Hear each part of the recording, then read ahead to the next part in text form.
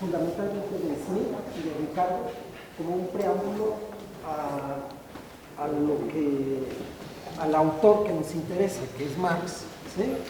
Entonces, hoy vamos y al final, una pequeña contribución de Rafa en torno a un problema importante de la teoría del valor. Entonces, go ahead. Merci, Guillermo. How many of you were there yesterday? Not many? Not many are coming for the first time? Okay.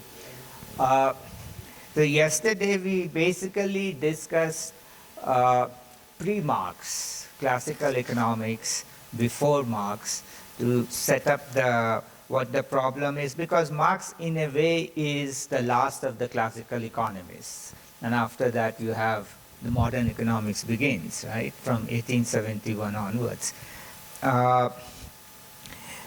So to begin with, I'll start with capital and the preface and etc., etc.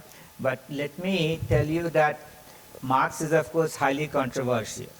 And how many of you can understand a little bit of what I'm speaking, English? How many of you can understand, and how many of you cannot understand anything? You cannot understand anything? ¿Cuántos no entienden? But most of you can understand what I'm saying?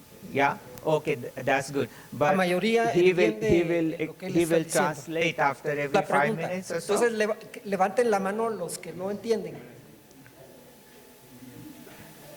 They don't Understand. No, they okay, don't. So we'll get the translation. Okay? All right. So Marx is controversial. Of course, in terms of politics, you had a big division between Soviet Union after it came to power in 1917. So there was a big political division between Western Marxism and what was official Soviet Marxism. And the Western Marxism, which was mostly popular among intellectuals in Western European countries and United States, that Marxism drew its inspiration more from early Marx, the writings of young Marx. And they drew that line through Capital. They said there is a continuity in what he was saying in early period, and then his developed understanding in Capital. And we will talk about that, what that interpretation is, right? And this interpretation stood in opposition to Soviet official Marx. But then in France, you have a philosophical movement taking place in early 60s that was known as structuralism and post-structuralism. And then there was this very important French Marxist philosopher, Louis Althusser. Louis Althusser was a structuralist, post-structuralist thinker.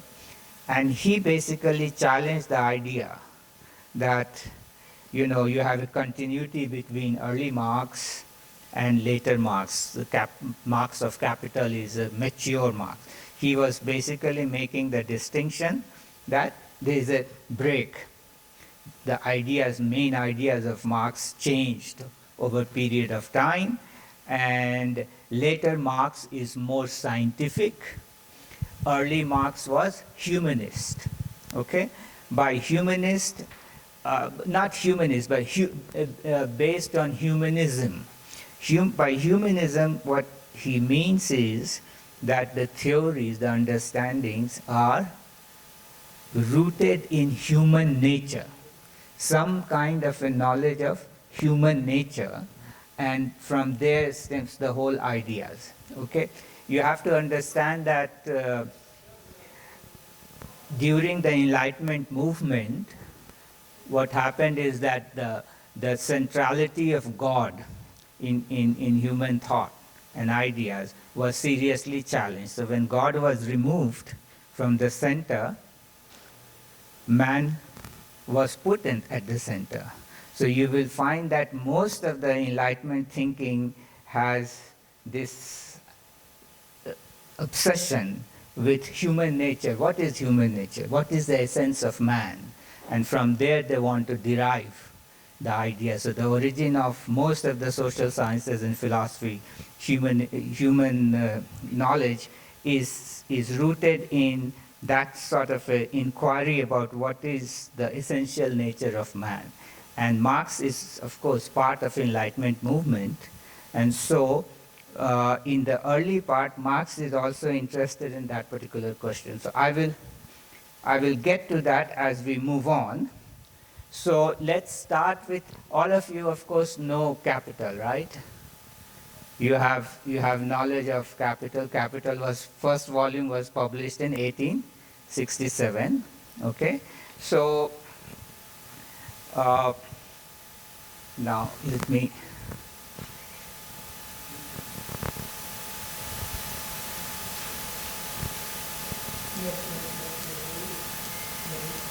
oh yes, please.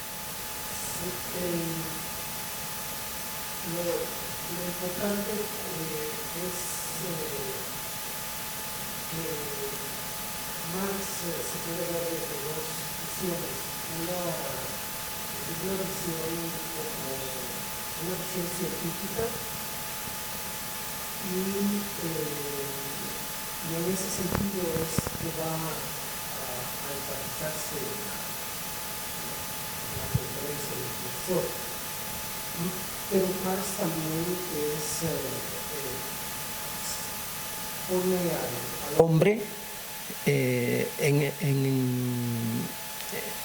en el centro de su análisis y la esencia del ser humano, ¿no? Y no es la perspectiva del seminario no es una perspectiva ideológica, ¿sí? No sé si ustedes vieron lo que pusimos en un principio en la publicidad que hicimos, ¿sí? Pero incluso ahí decíamos que en plena Guerra Fría, los más acérrimos adversarios en Estados Unidos hablaron, Nixon, por ejemplo, o este señor Dulles de la CIA, habló de la necesidad de que se entendieran las ideas de Marx y que incluso las universidades de Estados Unidos se ocuparan de estudiar a Marx, ¿sí? De manera que y ocuparse de estudiar a Marx y sus ideas es fundamentalmente desde una perspectiva científica, ¿sí? Aunque ellos también, si lo estaban planteando en plena Guerra Fría, era porque querían conocer al adversario que estaban enfrentando en la Guerra Fría, pero la discusión que tiene el seminario es fundamentalmente una discusión científica. Y hoy en día en las universidades de Estados Unidos todavía hay profesores, investigadores que estudian a Marx y que lo enseñan, ¿sí? Aunque son pocos, pero sí hay, ¿sí? Aún en Estados Unidos, ¿sí? Bueno, creo que eso es lo Thank you. So, you see, we start with the preface and see what he is claiming to be doing in the book, right? This is the part of the preface. Read that. Beginnings are always difficult in all sciences. The understanding of the first chapter, especially the section that contains the analysis of commodities, will therefore present the greatest difficulty. The value form, whose fully developed shape is the money form, is very simple and slight in content. Nevertheless, the human mind has sought in vain for more than 2,000 years to get to the bottom of it. Why? Because the complete body is easier to study than its cells. But for the bourgeois society, the commodity form of the product of labor, or the value form of the commodity, is the economic cell form. With the exception of the section on the form of value, therefore, this volume cannot stand accused on the score of difficulty. What I have to examine in this work is the capitalist mode of production and the relations of production and forms of intercourse that correspond to it. So you see, first of all, he is saying that the beginning is going to be difficult. And particularly the first chapter or the first part of Capital is going to be very difficult to understand. And why it is very difficult? Well, because he thinks that, the commodity is the cell form of a body. Like, so if you want to understand human body, you have to start by understanding its cells. And to understand the cell is always more difficult than to understand the whole body. And so that is one aspect of it. And then he goes on to say that what he is going to study in this book is going to be capitalist mode of production. And what I have to examine is capitalist mode of production, the relations of production and forms of intercourse that correspond to it. So you can see there two metaphors are being used. One is that commodity is the cell form of capitalist mode of production. So capitalist mode of production is the body, and the cell of that body is commodity. And he is going to begin his analysis with the cell to understand the cell, and then from there he will develop some understanding to understand the body. Okay? So if you look at the metaphor, this metaphor by itself does not lend to the methodology which is generally attributed to Marx of analysis, which is called dialectics. Because cell is generally, you put that cell under a microscope and look at it, try to understand how it is. It's a very static way of understanding something. Or if you look at the body, put the body on a surgery table and you dissect it and you try to understand it again. So these are very, very static way of understanding. Dialectics, many of you must have heard of dialectics. How many of you have heard of dialectics? Dialectics? You have? Yeah. So dialectics, generally you will find that the Marxist literature will say Marxist analysis is dialectical. And it comes from Hegel, who Marx studied very deeply. So you see what dialectics is. To put it in, like, it's very difficult. I don't claim to know dialectics very well because it's very difficult to understand.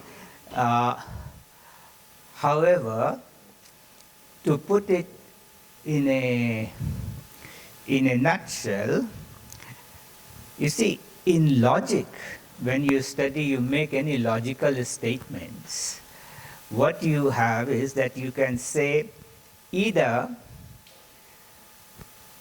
right now you could say it's day, right? So you could say either it's day or night, right? Or either there's light or dark, right? But you cannot say it is both light and dark, okay, at the same time. This is called exclusion of the middle. So you do not have anything, either you have A or not A, okay? You cannot have at the same time A and not A. That is called contradiction in logic, okay? Now, so that is not allowed in the usual logic which we work with, okay? Now, let's suppose A is an entity which over time changes to B. For example, you can think of heating the water. So after 100 degrees, water turns into from liquid to gas, right? So it turns from one to another form. So A turning to B, if you're thinking of that, this is a very dynamic thing, and there is a transition takes place from liquid to gas. So A turns into B. So either something is, you can say in logic, it is water or it is gas. But you cannot say it is both water and gas. That is a contradiction. However, if you have a continuity of time and you are observing, there would be a moment when water is turning into gas. So it is neither water nor gas, or it is both water and gas at the same time. There would be a moment. Okay? That moment of transition is what dialectics tries to capture. So dialectics basically works when the simple logic fails, or simple logic simply does not have any category to capture that moment, when you can say it is A and not A at the same time. Okay? And that's why dialectical logic always deals with what simple logic will say contradiction. Okay? So, but what I am suggesting is that that sort of logic is not there in Marx, because, as he is himself saying, he is not saying that I am going to analyze an economic system which is in a phase of transition from capitalism to socialism. It's not that contradictory moment. He is saying, I am going to study capitalist mode of production, which is given. So it is A. It's not a situation in which you are A and not A is present at the same time. So Marx would himself say that he, one way or the other, he will say that he is not using dialectical reasoning for his analysis. And here itself it says that this book, after first chapter, cannot be accused of being difficult, by which he basically means that the simple logic which everybody understands is being used, simple method of analysis is used, you cannot accuse me of being difficult. But the first one is difficult because there, at least the terminology and the way of writing is dialectical, and that can become difficult. Okay? Yes.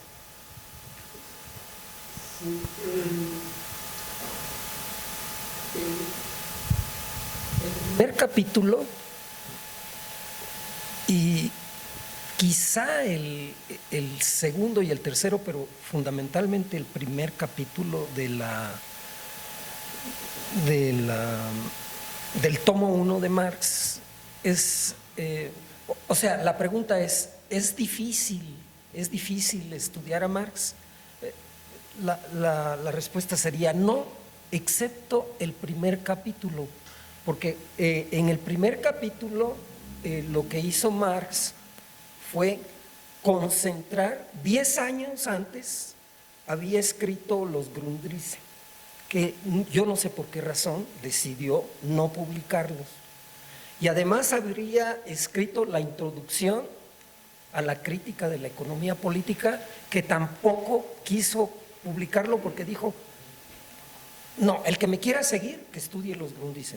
Y en la crítica de la economía política tiene lo que él está señalando, el método, y además la definición que él tiene de lo que es economía.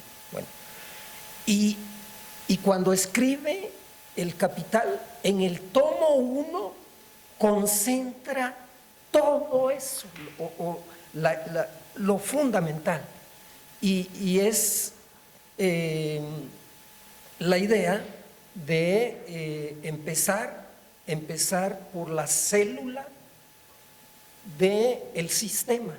Es decir, en lugar de estudiar todo el cuerpo, ¿sí? si usamos esa metáfora, en lugar de estudiar todo el cuerpo, que sería estudiar todo el capitalismo, empezar estudiando, ese es el objetivo, entender cómo funciona el capitalismo, pero empieza por la célula, y él dice que es también esta metáfora que usaba él de la lógica dialéctica, empezar estudiando la célula, que es la mercancía, y ahí se detonan una serie de dificultades. Por ejemplo, los neoclásicos reclaman que la paradoja del agua y el diamante es de Smith, y no es de Smith. Esa paradoja del agua y el diamante fue formulada por Aristóteles muchísimo tiempo antes, y Marx la toma ahí en el capítulo 1, ¿sí? Igual, la mano invisible no es de Smith, ¿sí? Viene desde Petty y Pufendorf, otros autores, y Marx la toma ahí. Entonces, es un capítulo bien complicado, muy, muy complicado, ¿sí?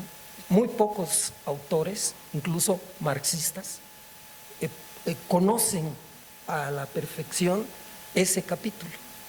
Y lo que él está diciendo acá es justamente eso.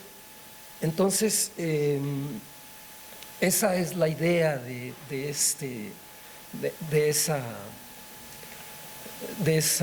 esa cita que está ahí de Marx.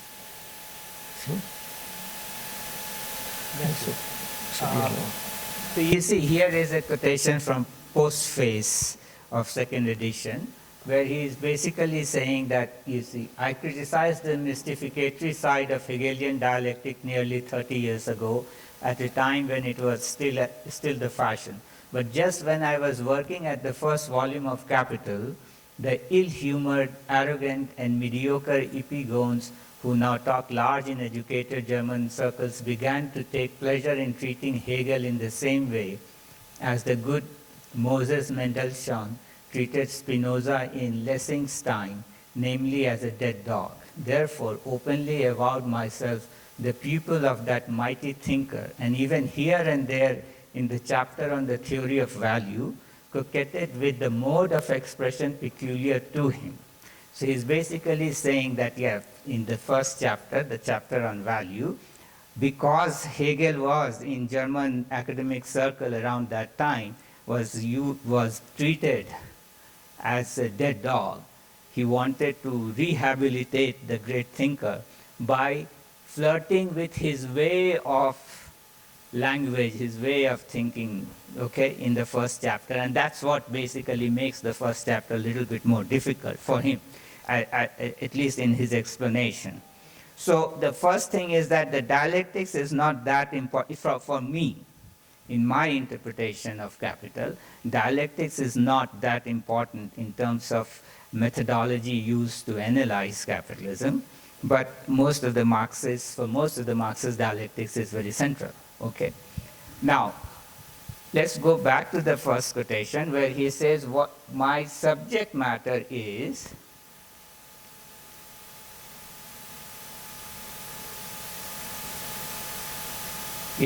my subject matter is capitalist mode of production and the relations of production and forms of intercourse. So what is this capitalist mode of production? Okay. So Marx has a sense that society, an understanding of society, an analysis of any society can be, first of all, you create an object of knowledge. If you're making a scientific analysis or something, you have to have the object. So you have to define that object, what it is, in a scientific way. For him, analysis of a society is basically means analysis of a specific mode of production. And what is a mode of production? Mode of production is made up of two basic elements. One of it is called forces of production, and another is called relations of production. Okay. Now, what are the forces of production? Forces of production is, in some sense, the kind of technique you use to produce. what sort of technique a society uses to produce. So division of labor, for example, becomes a very important aspect, particularly in the early phase of Marx's writing. Division of labor is very important. In Adam Smith, division of labor is very, very important. So what sort of technique a society uses to produce something is very important. But when a society uses certain kinds of technique to produce, that use of that technique will bring people into certain relationships under which they work. And that is called relations of production. Okay? Now this relation can be of different nature. Okay? I mean, there is one relation of division of labor, right? One division of labor would be division of labor within a factory. So you're working in a factory where you have a boss who tells you you go and work there, you sit there, and you do on the assembly line what you do, etc., etc. But that division of labor is there. How many of you have seen Charlie Chaplin's Modern Times? Most of you have, right? Yeah. So I will refer to Modern Times again and again. So there you can see the division of labor is there. Chaplin has been asked to work here or there on the different assembly lines, etc. So that is one kind of relations. Here the relation is among the workers there is a relation, but there is a more important relation is the boss and the worker. Okay? So that becomes a class relation. Okay? But then there could be other relations that you produce something, like you are a farmer, you are producing food, and then you have to exchange it for shoes and clothing, etc., etc. That again is forming certain kinds of relation between people through division of labor. So you have different kinds of relations taking place. But when you think about mode of production, which relation is important? There are two kinds of relations, but the relation which becomes very important for Marx is the class relation, the relation between the boss and the worker. And so the point is that, so these are two aspects which combine together to make a mode of production, the art through which a society reproduces its material conditions, because we have to live, so we have to eat, we have to dress up, we have to do all kinds of things, and it's part of life. We have to go to theater, watch movies, etc., all kinds of things. So all these things which a culture, a society reproduces itself in a historical period, is that art of doing that is the mode of production altogether. Okay? Now, there are two different kinds of interpretation of mode of production. Why I'm talking about it is because, again, the controversies are there. So, one is that productive forces grow.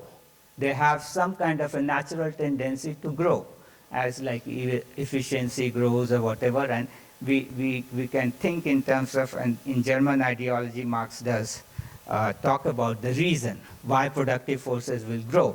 One reason would be just that population grows. And Marx thinks that it is natural for population to have a positive rate of growth.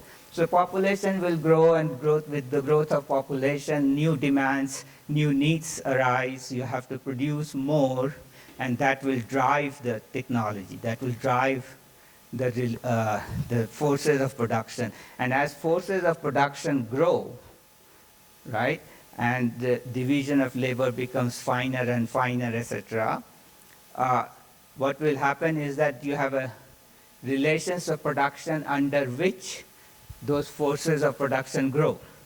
But beyond a point, these forces of production come under conflict with the relations which are established.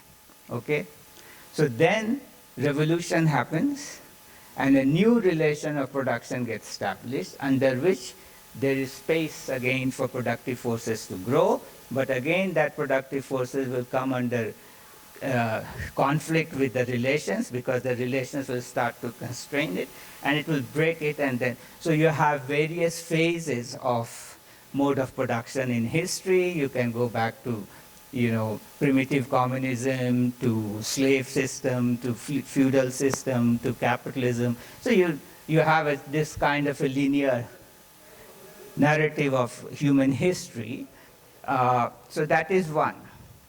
The other one is, which again Louis Althusser brought into picture, and I think that dominates in Capital to some extent, is that no, it is the relations of production that dominates the productive forces. So the relation of production is the dominant aspect of the mode of production.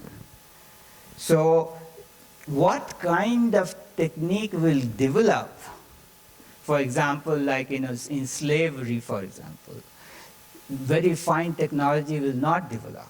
Why? Because what will happen is that if you give very fine technology to the slaves, they will most likely break it because so that kind of technology which was given to the slaves was purposely very heavy, difficult to be broken, and things of that nature. So if the relations of production dominate in this understanding of mode of production, you really do not have a driving force that takes you from one mode of production to another. It becomes a very structural system. So you have a mode of production like a body, which is what Marx was earlier saying. I have a body, capitalist mode of production. This is what I'm going to analyze.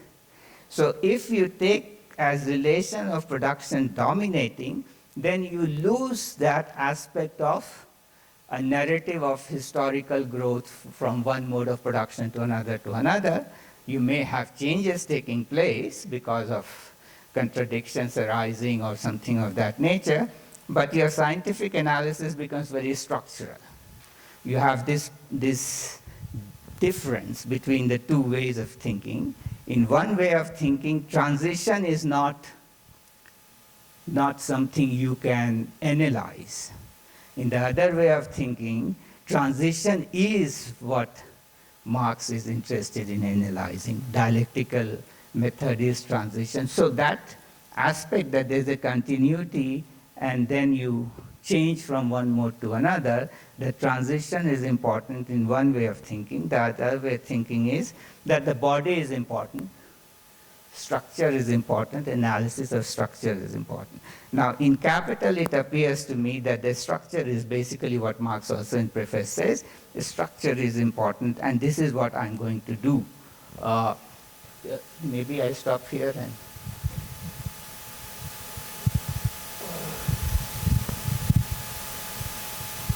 Bueno, estudiar el sistema capitalista puede verse, implica estudiar el modo de producción y las relaciones de producción del sistema. Y entonces, una forma de ver esto es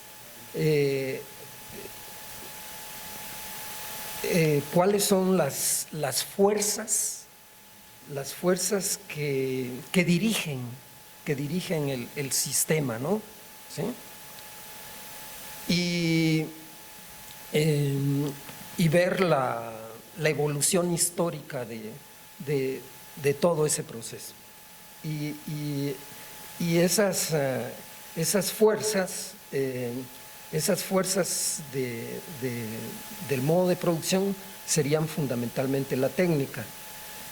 Y el otro elemento, además de las fuerzas, cómo es que en el marco de esas fuerzas los individuos se relacionan.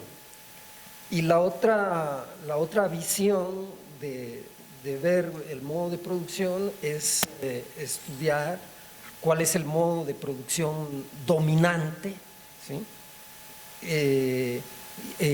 Y en ese marco entender la estructura del modo de producción.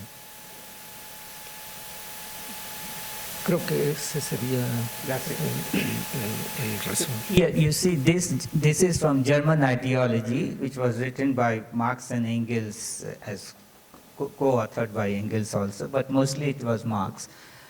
You can see this was written in 1845, so this is early Marx. You can see that what he is saying, with the division of labor is given simultaneously the distribution of labor and its products, hence property.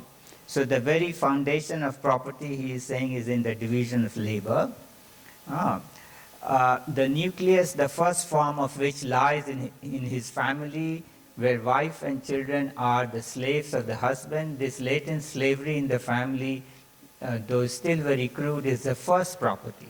But even at this stage, it corresponds perfectly to the definition of modern economists, who call it the power of disposing of the labor power of others. You see, he's using Adam Smith here. Labor commanded was the Adam Smith, that's what he is referring to. Division of labor and private property are moreover identical expression.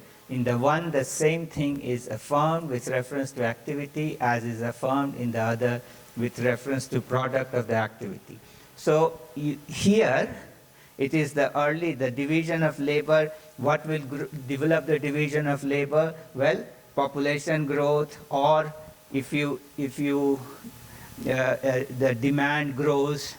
Both these aspects are there in German ideology, and that leads to growth in division of labor, and that will bring about different kinds of property relations, okay? But if you go to Capital, see again the same theme is being repeated.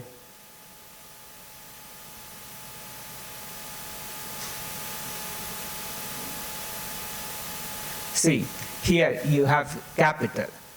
In the chapter on the labor process and valorization process, while discussing the determination of socially necessary technology in a capitalist system, Marx goes on to add, under slavery, according to the striking expression employed in antiquity, the worker is distinguishable only as instrumentum vocale from an animal, which is instrumentum semivocale, and from a lifeless implement, which is instrumentum mutum. But he himself takes care to let both beast and implement feel that he is none of them, but rather a human being. He gives himself the satisfaction of knowing that he is different by treating the one with brutality and damaging the other con amore. Hence, the economic principle universally applied in this mode of production of employing only the rudest and heaviest implements which are difficult to damage owing to their clumsiness. So here he is saying that, look, slave relations of production dominates what technique will be used, what kind of technique will be used. So here you can see that the position of relations of production and productive forces are put upside down. And that's why what I'm saying is that the capital is moving away from the early part of the early Marx positions. Okay, so now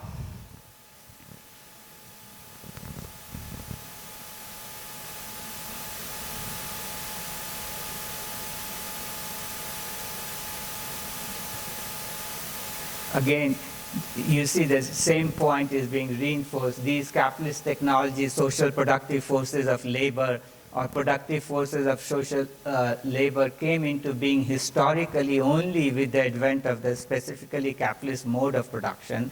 That is to say, they appeared as something intrinsic to the relations of capitalism and inseparable from them. So again, the techniques which are developed in capitalism are very much intrinsic to the relations of production under which.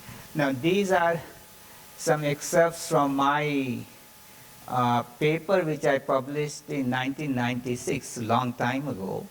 It was published in Research in Political Economy, volume 15. I think your library probably gets it, volume 15, 1996. It was called A Critique of Part 1 of Capital, Volume 1, The Value Controversy Revisited.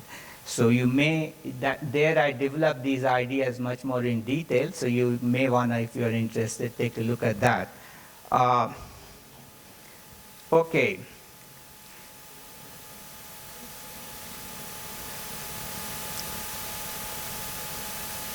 Again, you can see here, but let me go to.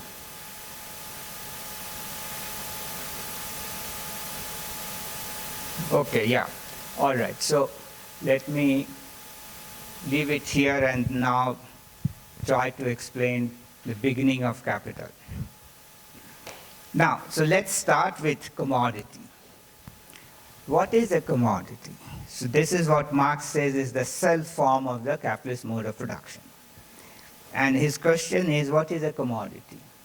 So he defines commodity as something which has some use in society, okay? It is produced. It is not something which you can just find in nature, but there's labor goes into it, so it is produced, and it is produced for exchange. So the difference is that you can have a subsistence farmer who produces something, and then they consume it. That is not a commodity. Or in your kitchen, you can produce food, like cook your food, and you eat it. That is not a commodity.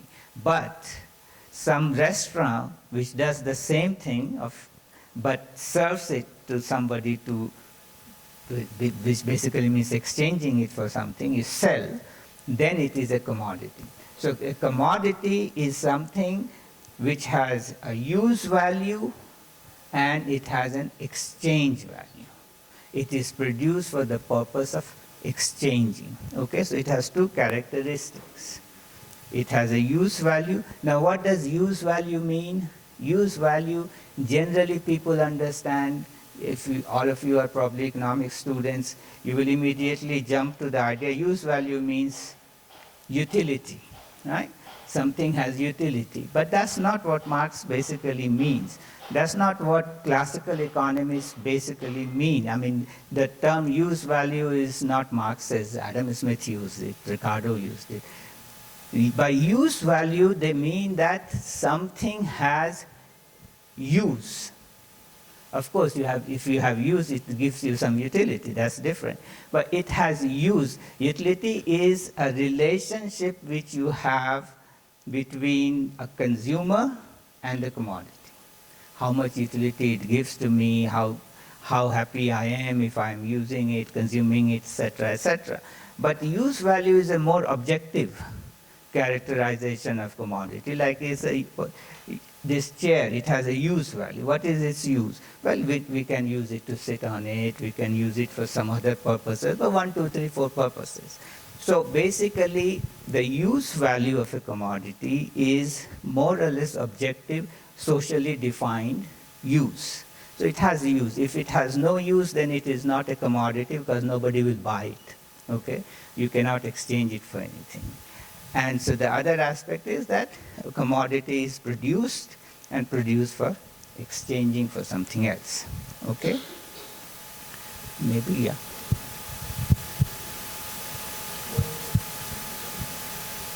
Hay dos cosas importantes acá que menciona el profesor. Una es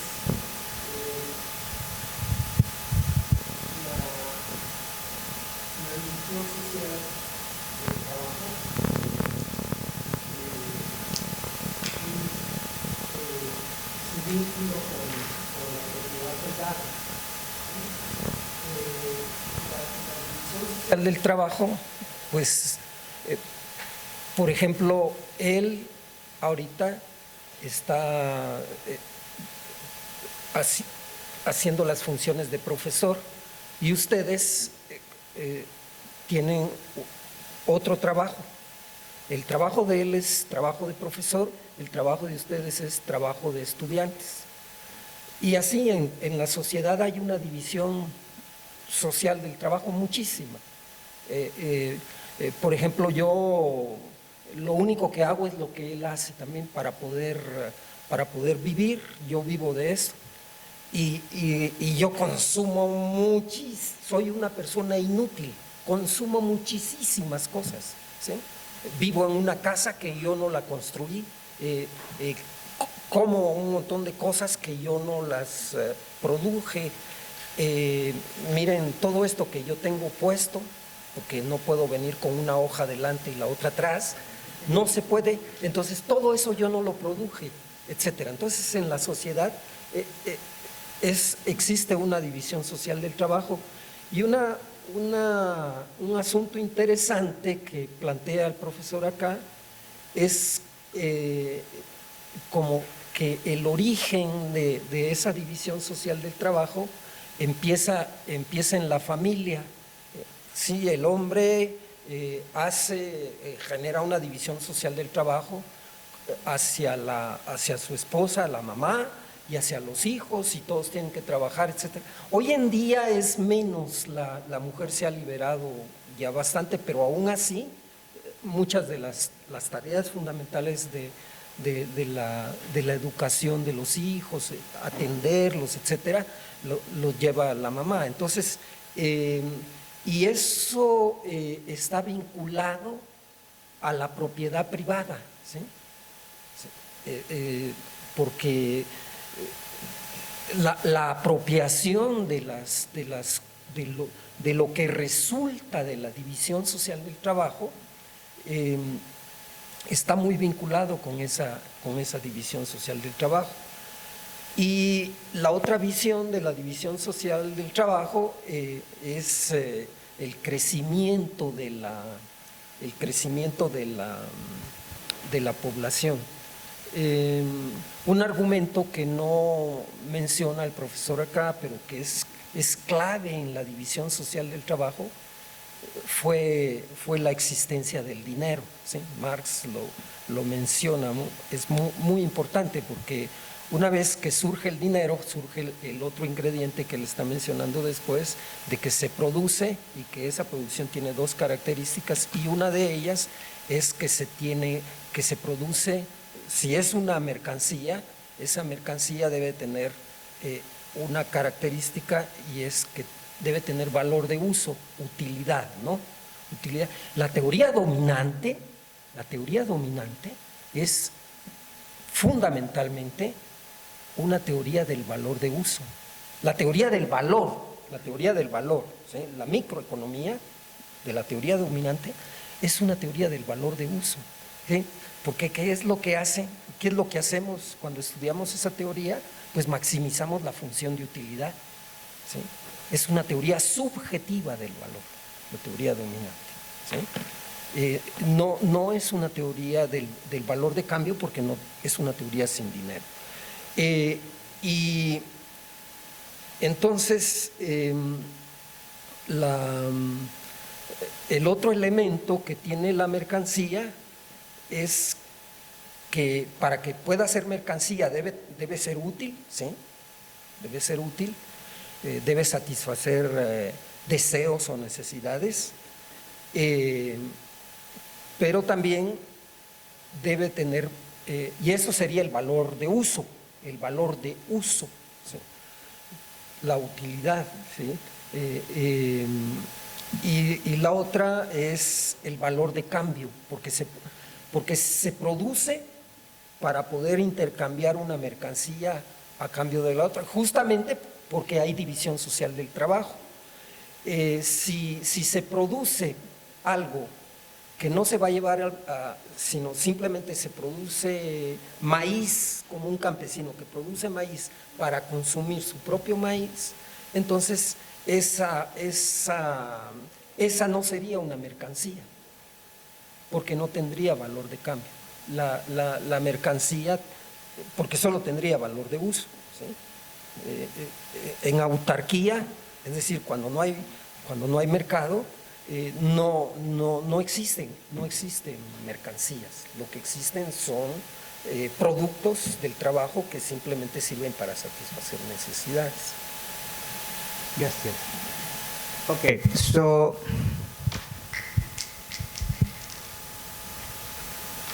so basically a commodity is produced for exchange.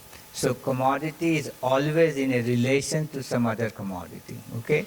So then he goes straight away, that commodity, let's say C1, exchanges against C2 and C2 exchanges it for C1, okay? And he says that an exchange relation, when you are exchanging C1 for C2, this exchange relation basically implies that C1 is equal to C2. All exchange relation is some sort of equality relation. Now, why should it be? It's not very clear to me, because if you are coming from the utilitarian perspective, you'll say, no, exchange relation basically means inequality relation. I give you something because I value it less, and I take something which I value more, and same for you. So, but Marx is simply insisting, I think he's taking it from Aristotle, that exchange relations are representing some kind of equality relation, and then he says that, well, C1 is, let's suppose C1 is a pair of boots, and C2 is a pair of trousers. So they are different things. What is equal about them? They are qualitatively different things. So when you put a mathematical equation C1 equal to C2, it makes no sense for a mathematician, because they are completely two different things. They have different units. So it's like saying apples are equal to oranges. What does that mean? So then he says that, well, so I have to now look into the properties of C1 and C2 as commodities and find what is common to them. So when I look at their physical property, I find that there's no commonality between two of them, right? However, he says that there is one common element. And what is that common element? That common element is that both of them are product of labor. Labor has gone into producing them, okay? That's the common element in them. So, if exchange is equality relation, then this equality relation ultimately has to be reduced to a unit which is the same on both sides, okay? So there he finds that there is only one thing, because use value, as I said, the chair has properties, so trousers has one property, and boots have different properties. You just cannot quantitatively equate them. They are qualitatively different things. Use values represent qualitative difference between things. So what is common, he says, I'm not necessarily agreeing, but this is Marx's point, that what is common in the two is that both of them are product of labor, okay? So there is labor here and there is labor here. So could the two labor be equal? So there must be two labor which are equal, because labor has the same unit, hours of labor, days of labor, years of labor, whatever, it's a time. So both sides are the time. So they can equate. So in the exchange relation, what is happening, you see two commodities are exchanging, but what is exchanging really is the equal amount of labor. But then, to make boot, you had to use all different kinds of labor which made the boots. And to make trousers, you had to make different kinds of labor which made the trousers. Boot maker is not tailoring, but a tailor has to tailor the trouser. Making of cloth is a different kind of labor than making of boots, right? So how can you equate boot making 8 hours and cloth making 8 hours as equal? No, it does not make sense. Okay, there are two different kinds of labor. Okay, so then Marx says that, you see, as commodity has two aspects, use value, exchange value, the labor that produces commodity also has two aspects. One is concrete labor, which is the kind of labor you do to produce a use value. Okay, so a particular kind of labor you have to do to produce boots. Okay, and a particular kind of labor you have to do to produce a pair of trousers. Okay? They are concrete labor. Concrete labor creates use value. Concrete labor cannot be equated. But then he says that if you remove all these particular way of doing labor, there will again remain something which is a substrata of just expenditure of human energy. And that substrata is called abstract labor. And abstract labor does not know any differentiation. It's just labor, pure and simple. Okay? So, when you have a commodity exchange like this, what it is showing is that you have abstract labor. So you have abstract labor lambda, so lambda 1 and lambda 2, and if this lambda 1 must be equal to lambda 2 as two abstract labor are equal. That's what, so you get through the analysis of commodity, which must be always in exchange relation with some other commodity, he gets this particular result that basically underneath that is that abstract labor are exchanging, equal abstract labor are exchanging. Okay? Now, what is an abstract labor? What abstracts, what does the abstraction, etc.? We can come to it in a minute, but maybe we can Excuse me. Entonces, en la idea de que la mercancía tiene esas dos propiedades, valor de uso y valor de cambio, entonces, si tenemos que intercambiar las mercancías, ¿sí? Y tenemos la mercancía, él pone C para mercancía, que en inglés es commodity, ¿sí? Entonces, la mercancía 1 sería C1, ¿no? Y la mercancía 2 sería C2 a la hora de... Aquí sería todavía no es un intercambio monetario, sería si son iguales cuando se intercambian, sería una especie de trueque, ¿sí? Y se intercambian porque tienen valores de uso distinta. Y otra característica de la mercancía 1 y de la mercancía 2 es que para que se puedan producir necesitan trabajos. Se necesita un trabajo concreto, ¿sí? Trabajo de albañil, por ejemplo, para producir la mercancía 1, y trabajo de agricultor para producir la mercancía 2, ¿sí? Serían trabajos concretos. Pero luego, en el momento en que se intercambian, es porque tienen el mismo valor, ¿sí?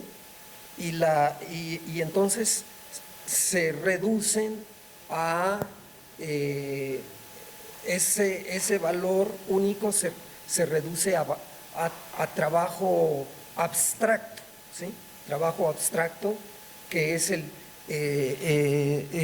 trabajo que tiene esta mercancía y el trabajo que tiene esta otra mercancía, etcétera. Y si hay intercambio, los intercambios se dan justamente haciendo a un lado el trabajo concreto de albañil y el trabajo concreto de agricultor, y ya tomando en consideración un trabajo, por decir, decirlo así, generalizado, un trabajo homogéneo, un trabajo homogéneo, ¿sí? Sí. Para usar la idea de trabajo abstracto. Sería la forma como Marx homogeniza todos los trabajos concretos, ¿sí? Con el trabajo abstracto. Gracias. Okay, so now there is one different important distinction you have to understand from classical economics and Marx, right, is right here. You see, in Ricardo, you were not there, most of you were not there, but in Ricardo, when Ricardo talks about labor theory of value, his values are always relative in the sense that if you have prices are exchange ratio between two commodities. So pure labor theory of value in Adam Smith or Ricardo will be, sorry, not P2, but anyway, P2 over P1 is equal to L2 over L1, okay? They also have a notion of abstract labor in the sense that labor is simple labor and unskilled labor, and you count them. So, but it is always in relation to, so it's a price relation, it's a ratio, always a ratio. Labor theory of value is in Adam Smith and Ricardo is always in terms of ratio. It explains the price ratios. But in Marx, a commodity, this lambda 1, is the value of the commodity. It's a labor time, abstract labor time. That's an absolute category. The commodity has it as value. This is what he calls value.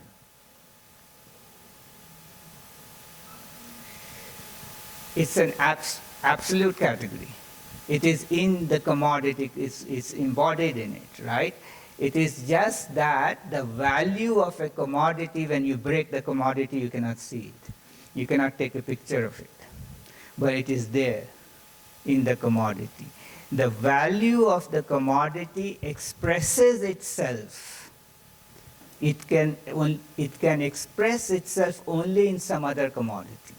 So it's like you cannot see your face, but you have a face, right?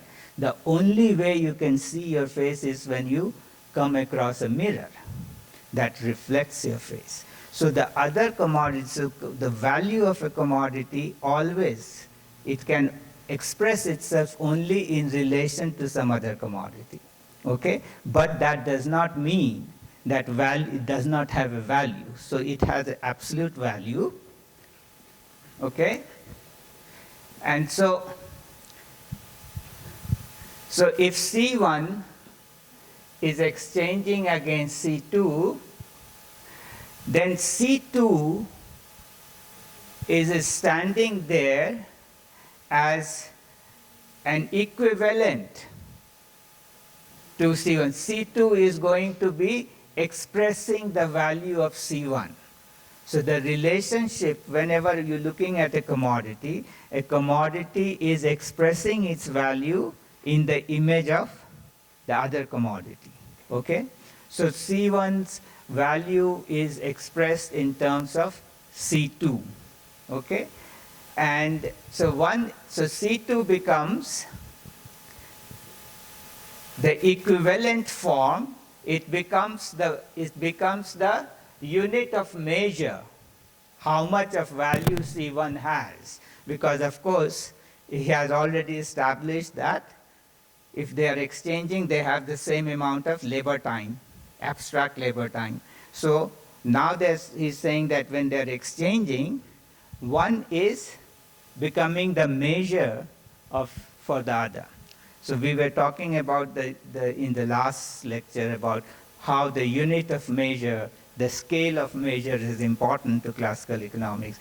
Marx is trying to get over that problem by first of all removing this idea that value is always relative. So he's bringing this idea that commodities have value, absolute value, but they reflect themselves. They can only reflect themselves in other commodities. So the exchange relation is reflection of one's value into another, and this reflection is that this becomes now equivalent form. This becomes the measure in which the value is reflected. And this is, so that this is the relative value of this is expressed in this. So now what he will do, he will say that, look, so now C1 exchanges against C3, C1 will exchange against C4, etc., etc. So trouser is exchanging against boot, one pair of boots, but one pair of trousers can exchange against, also exchanges against, one T-shirt, let's say, it exchanges against different kinds of, all kinds of millions of things, right? So all these millions of things then are reflecting the value of a pair of trousers, okay? So they are all becoming equivalent. So all of them can become the measure for one pair of trousers value, reflecting that. Now, if you flip this relation, where C2, C3, C4, C5, they all are exchanging against C1, okay, then what happens? These become relative value, these becomes equivalent form. C1 now, the trousers, pair of trousers is reflecting the value of boots, etc., etc., etc. And this is what he says happens in real world, where through the social process, one commodity gets excluded, in which every other commodity starts to reflect its value. So one commodity becomes the mirror for all the commodities' value, and that commodity is the money commodity. Usually, or in the historical process, gold or silver take that form. So it is the commodity, is the reason that value must express itself in some other commodity leads to one commodity getting separated through social process as the commodity which will express every commodity's value. And that commodity becomes money commodity, okay? And so the money commodity now expresses the abstract labor of all other commodities, okay? And this is one of the very dominant interpretation of abstract labor, which I think is, I don't agree with, but I'll just bring that out and then I'll move on, is that because what we are going to do is a problem of moving from value to prices. Huh? So to solve that problem, what people argue is that, you see, abstract labor, so always in exchange, equal values exchange, okay? And abstract labor is not just simple labor, not just human energy expression, but it is the market which does the abstraction, okay? So the market plays a role in abstracting all the different kinds of labor, and that abstract labor takes so how do you count that abstract labor? And basic argument is that the labor which goes to produce the money commodity represents pure and simple abstract labor. Okay? So let's suppose that C1, one pound of silver, right? 1 pound of silver was 1 pound earlier. So 1 pound of silver, it takes 1,000 hours of labor to produce. So now 1 pound of silver represents 1,000 hours of labor. So if my commodity costs 5 pounds of silver, so my commodity has, by definition, 5,000 hours of abstract labor. And if my commodity has 10 pounds worth, it has 10,000 hours of abstract labor. You don't need to go and find out how much labor has gone into it, because that is not important. What is important is what is the price. Because the money, only you have to know how much of labor time has gone into producing the money commodity. Okay? And so you solve this problem.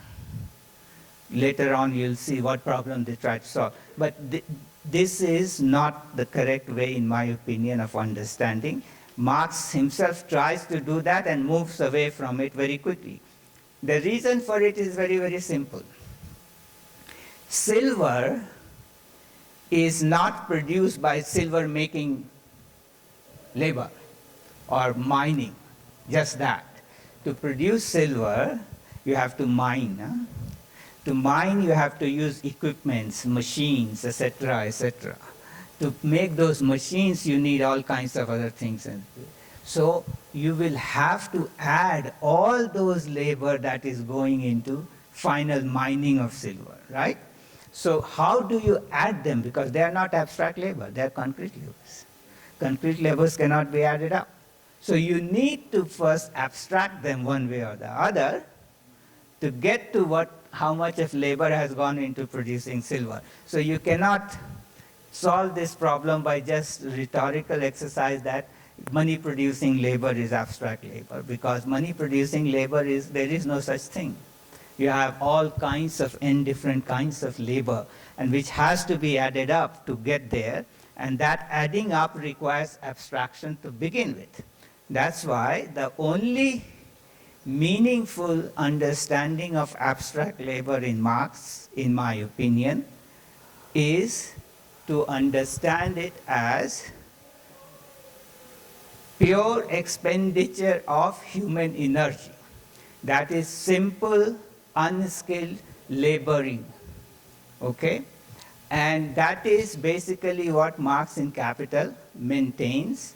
If you read beyond the first chapter, you will find that after chapter 3, Marx seldom will use the word abstract labor. He will use the word simple labor, socially necessary simple labor, unskilled labor, but not abstract labor, because that is confusing. So that's exactly what classical economists also used. Okay? There is one problem here which the classical economists didn't have, but Marx has. And I would like to just point that out and move on. That is that let's suppose that C1 is like boot making, C1 was trousers, and let's say C2, C3, etc. are different kinds of things. Some of them require very skilled work. Some of them may require very intensive, very hard work. Some of them don't. How do you add them up? How do you make an engineer's labor, 1 hour, equal to a bricklayer's labor? How many 1 hours of engineer labor is, or how many hours of a bricklayer's labor is equal to 1 hour of engineer's labor? How do you get there? That's a problem. Now, in classical economics, they had a simple solution for that. The simple solution they had was they said that, look, in the market, wages, there is a different kinds of labor has different kinds of wages. So you can take a bricklayer's wage, okay, and that is the unskilled simple labor wage. That's your fundamental wage. If engineer is getting 10 times more per hour, then 1 hour of engineer labor is 10 hours of bricklayer's labor. That's all. So I get a multiplication factor from the wage differentials, and that's how I homogenize it. But Marx does not have that, because right now, Marx has not introduced wage labor. There is no wage labor right now. All you have is commodity producer exchanging commodities. So he has this problem, how to now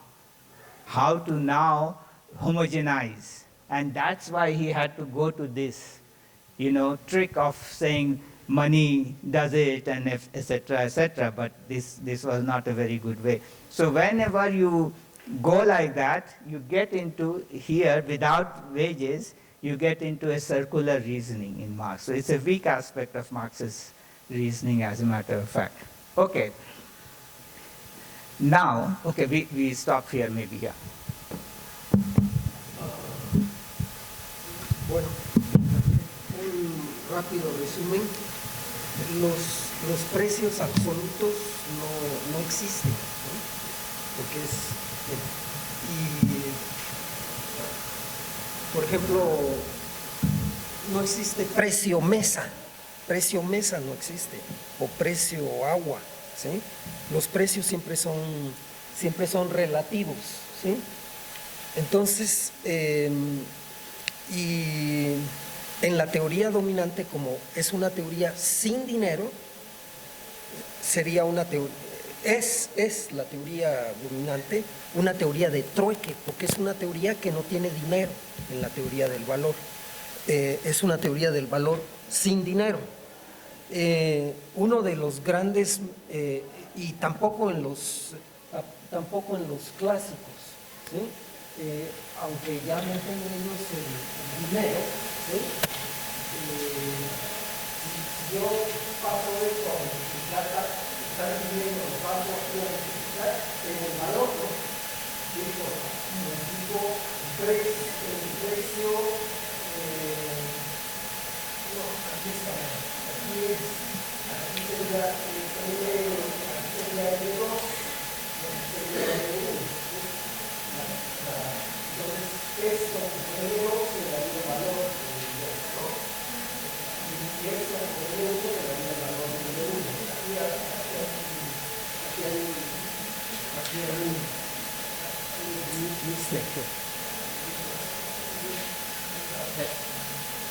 Yeah, L1, okay. Entonces los precios son precios relativos, ¿no? Y es decir, si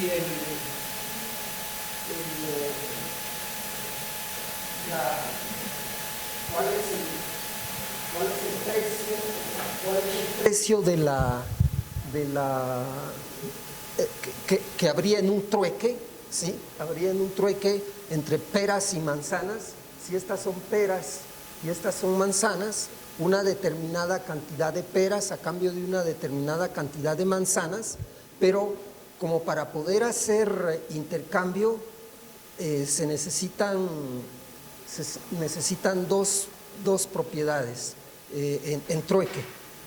Coincidencia recíproca de las necesidades, es decir, que el que tiene manzanas y quiere peras, encuentre al que tiene peras, pero a la vez no alcanza con eso, sino que ese que tiene peras también debe de querer manzanas. Esa es la primera condición. Bueno, ya lo encontró, que es una cosa imposible en la realidad. Sin dinero no se pueden hacer intercambios, porque se necesita esa condición.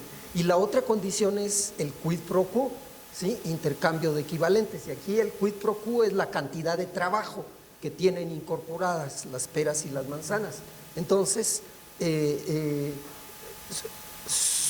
aquí lo que el profesor supone es que esta cantidad de trabajo, que es una cantidad de trabajo concreto, ¿sí? De producir esta mercancía, tiene la misma cantidad de esto y entonces se puede hacer el intercambio, trueque, ¿no? Bueno, entonces luego lo que hace el profesor es introducir con Marx un equivalente general, ¿sí? Y el equivalente general es, aquí lo puso, es esta mercancía, ¿sí? Esta mercancía es el equivalente general. Ahora sí, ese equivalente general es dinero. Money also is key for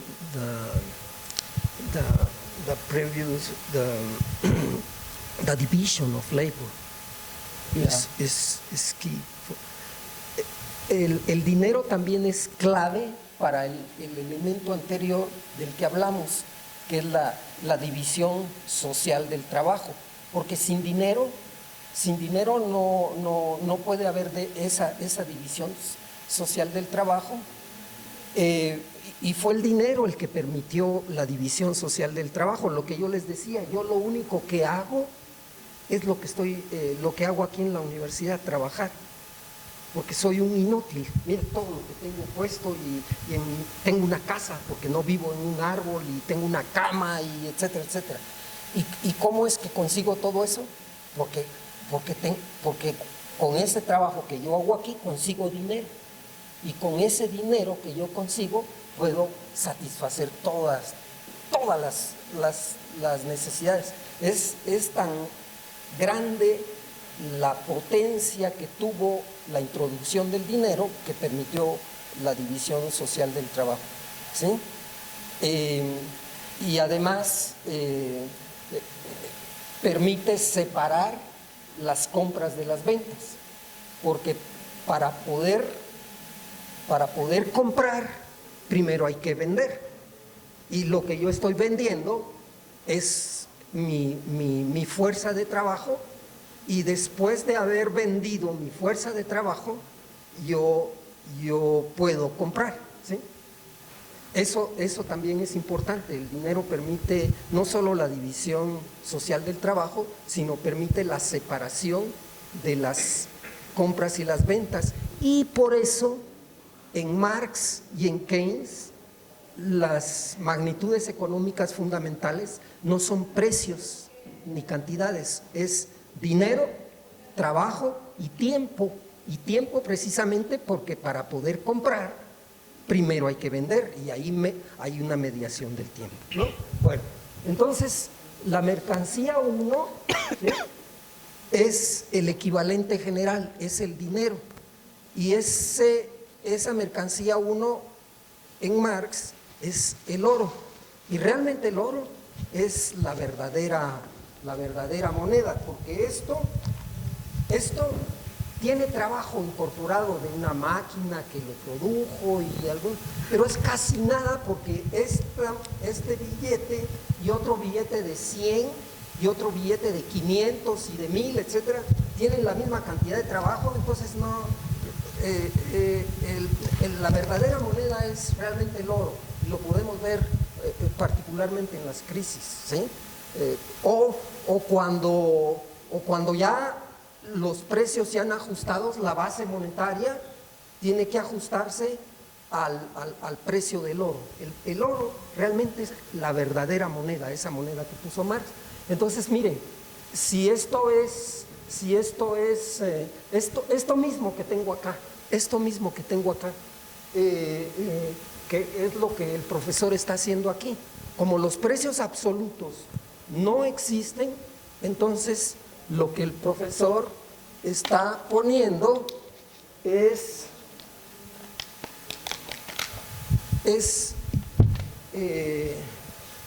la mercancía 2, el precio de la mercancía 2 por el precio de la mercancía 1, es ya como trabajo abstracto, el trabajo de la mercancía 1 por el trabajo de la mercancía 2, pero y así, la mercancía 3 por la mercancía 1 otra vez, porque no existe trueque, el trueque es imposible, ¿sí? El trueque bloquea los intercambios. Ese es el problema que tiene la teoría dominante, ¿sí? Sería el trabajo que tiene incorporado lo que se quiere intercambiar por el trabajo incorporado de la mercancía 3, y así sucesivamente. Y luego una limitante que está señalando el profesor acá, bueno, habló muchas otras cosas, pero en términos fundamentales es con relación al equivalente general, porque este equivalente general ¿sí? El oro, para poderse producir, se necesitan minas y además se necesitan máquinas y un montón de cosas para poderse producir el oro, ¿no? Y cada una, por ejemplo, hay distintas minas y la capacidad productiva de una mina es distinta a la del otro, ¿sí? Por qué tan productiva puede ser. Y luego las máquinas igualmente. Y también hay otro problema, que hay, como con ustedes, ¿no? Algunos de ustedes son huevonazos de mi vidaza, no estudian, ¿no? Y entonces, y otros estudian mucho, entonces hay distintas productividades de trabajo, ¿no? Entonces ahí hay una limitante, ¿no? Hay una limitante. Y el otro problema, finalmente, es que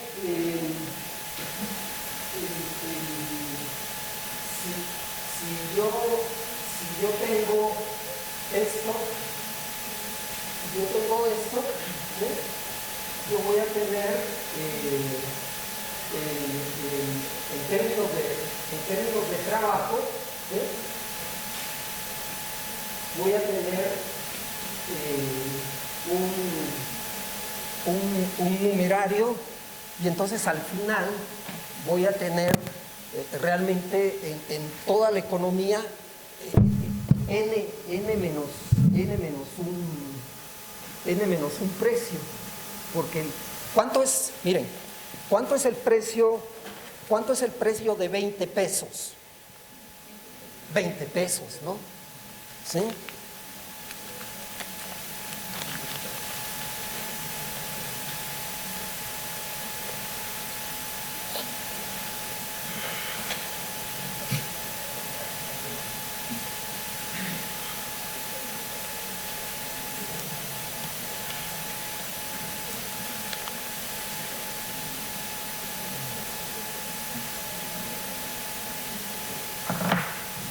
Okay, so I intend to go a little fast now because otherwise we don't have time to cover everything I intend to cover.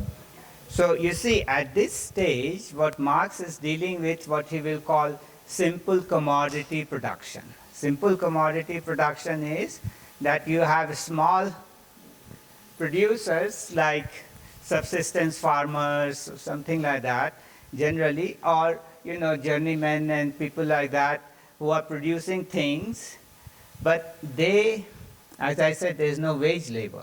So they own their means of production, they work themselves, they produce something and then sell.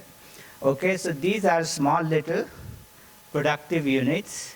They are working there, and then maybe they use their own stuff, which is not commodity, and whatever is more, they go out and sell. That is the commodity.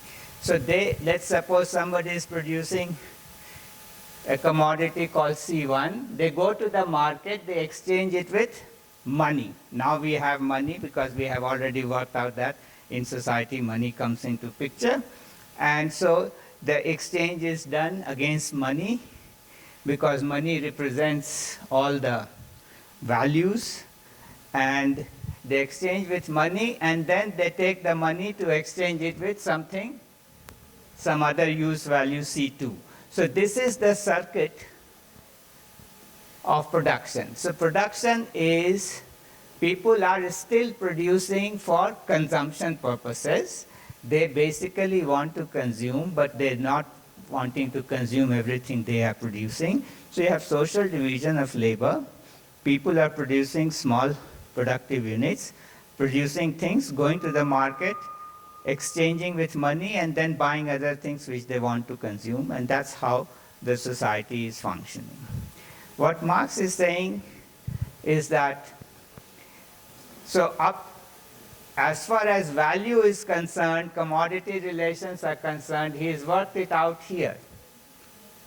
Then he says that what happens is, now he introduces the fundamental aspect of capitalism. That in capitalism, what happens is that not that capitalists begin with C1, some commodity. They start with M. Once M has come in the picture, a capitalist will start with certain amount of money, which is the capital. Okay? So they start with money, they buy things with the money. So they buy things with money, then they sell it for money. That's what the capitalists do. They start with money, they buy things with money, they sell things with money, for money, and so money comes back.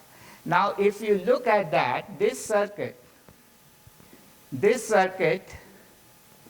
is meaningful. I produce something, C1, okay, I produce a lot of trousers, and then, because I'm a tailor, I produce trousers, I go to the market, I sell my trousers, I get money, then I go and buy, other food items, etc., which I have to use, right?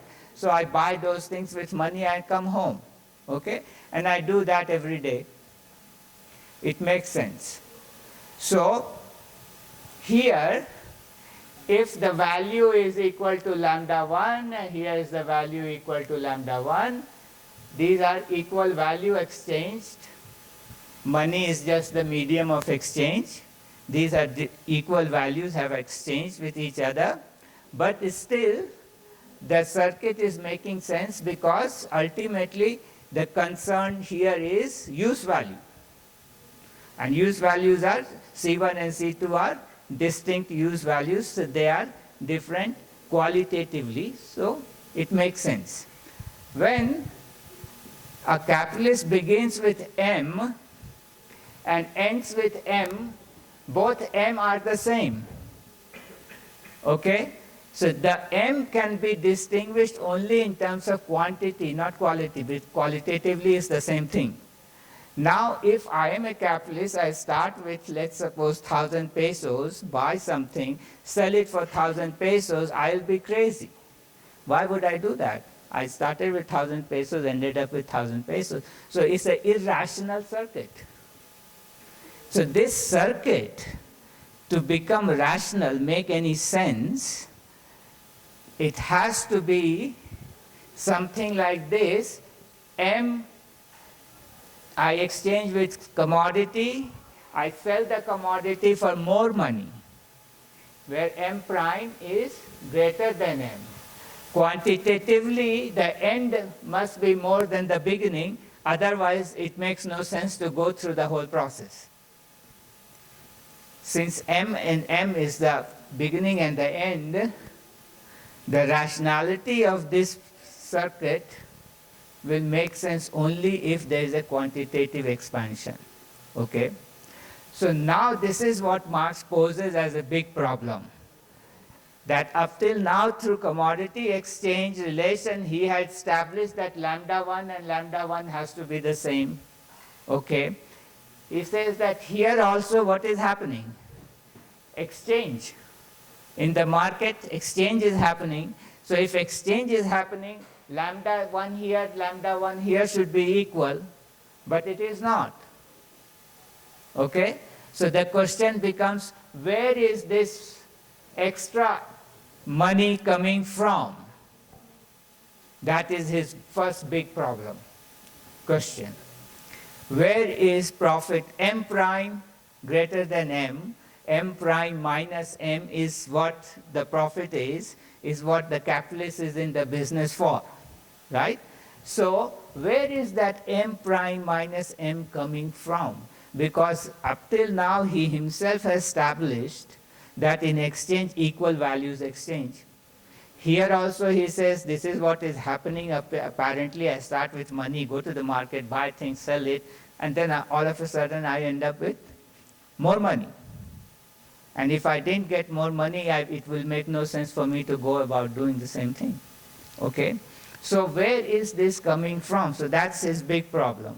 That I have already established a one proposition, and now it appears that capitalism is contradicting that proposition. Equal values don't exchange, right? So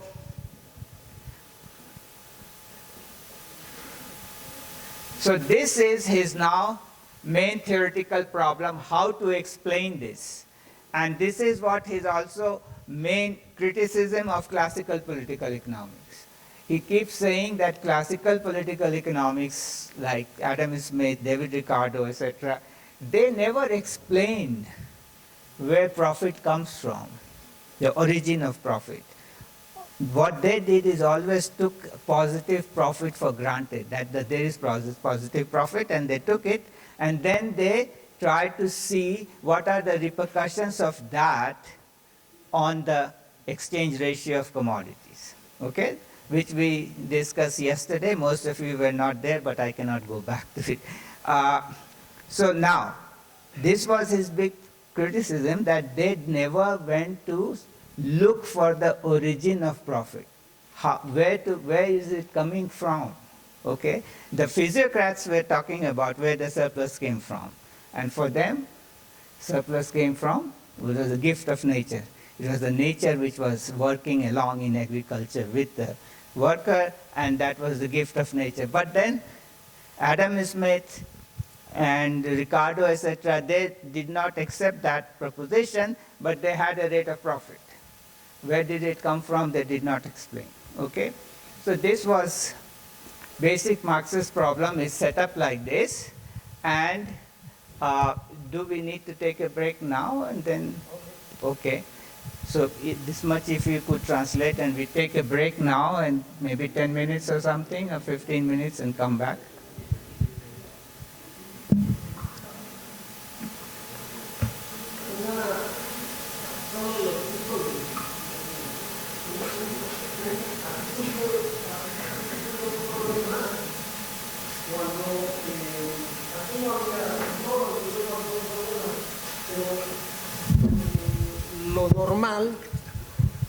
Lo normal es que el circuito empieza no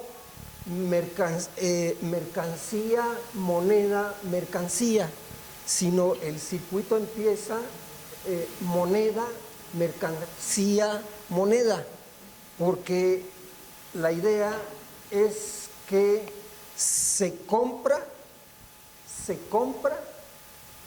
para vender, que era lo que estaba diciendo antes. Yo consigo dinero y tengo dinero, por ejemplo, un comerciante, ¿no? Tiene, o alguien empieza con dinero, compra, y luego eso que compra lo vende, ¿sí? Pero el resultado es que este no es igual que este, sino que este resultado da que esto que se obtiene acá es mayor que el dinero original. Y entonces ahí viene una pregunta fundamental. ¿De dónde viene este, si este no es igual que este, de dónde viene ese dinero extra? ¿Sí? ¿De dónde sale?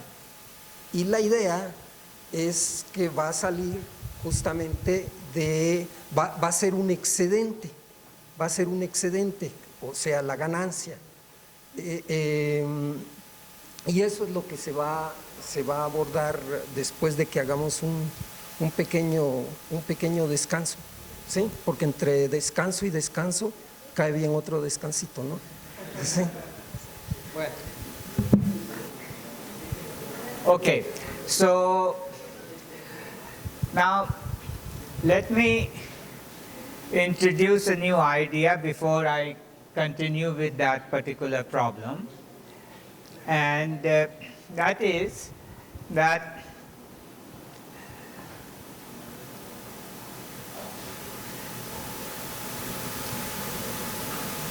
In this circuit, even in this circuit it becomes much more important, but even in this circuit, you can see that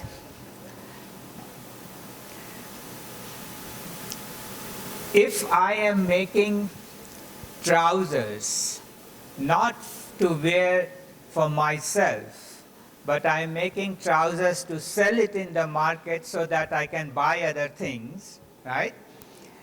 And then I go to the market and I realize that people, I had thought that I will sell my trousers for so many pesos per trousers, and then I will be able to buy so many other things.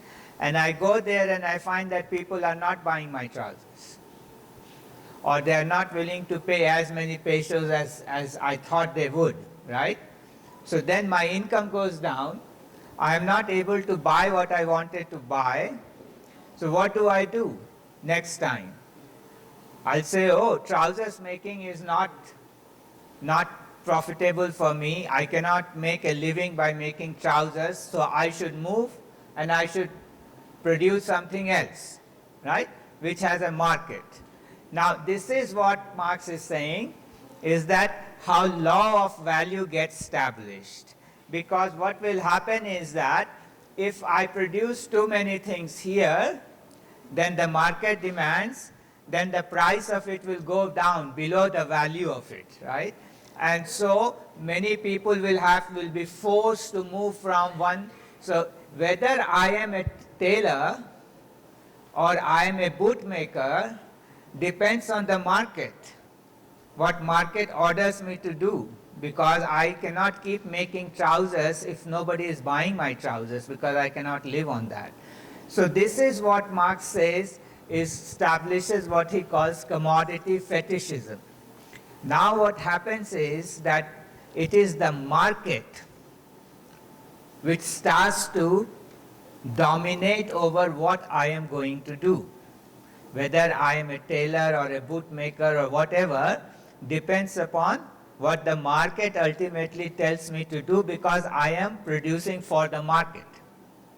So what is happening here, and I will explain little bit more when I come to the MCM prime, but at this, because Marx in Capital 1 introduces the idea of commodity fetishism at this level. What is a fetishism? Is basically is making a thing of something. So it's like getting you yourself make it and get dominated by it. So what is happening here is that human beings are producing things which is their labor, which is a creative activity. They make something. However, what happens is that their creativity gets dominated by the market. So you see what is happening is that if you have subsistence farming, there you have division of labor. But this is a patriarchal family structure where husband is the authority, and then the division of labor is determined by, gender differences, age differences, and things like that, right? And so the father decides who does what, okay? So there is an authority. So in most of these different phase of society, you will find that there is a human being, a conscious authority that decides who is going to do what. Even in a factory setup, you find that there is an authority which tells you what you will do. However, in this setup, it is nobody who is telling you what to do. However, it is the market movement of prices basically tells you whether you should be producing trousers or you should be producing boots or you should be producing that. So what happens is that when we talked about Robinson Crusoe in the last class, that Robinson Crusoe basically decides whether I have to spend so much time on gathering fruits or so much time in chasing rabbits or whatever. So there is a conscious authority which decides how to allocate resources. But in a commodity producing society, that conscious authority is removed. And the place of that is taken by an unconscious mechanism which is called market. And so what happens is that now human beings who are conscious beings get dominated by this thing called market, where the commodities, because market is a space of commodities. So commodities exchange. So commodities become all powerful and human beings become all with no power because they get dominated. So that's what commodity fetishism is. And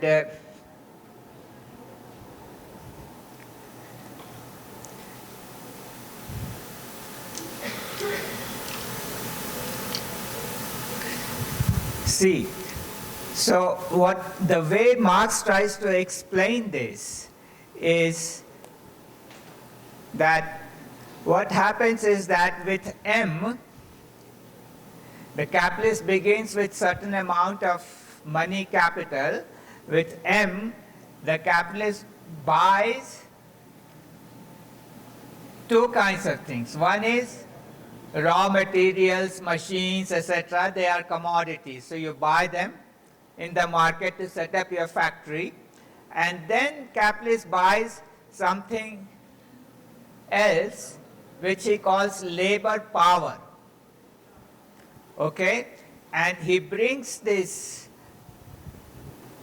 raw materials and machines, etc., set up in a factory, and he buys labor power, right?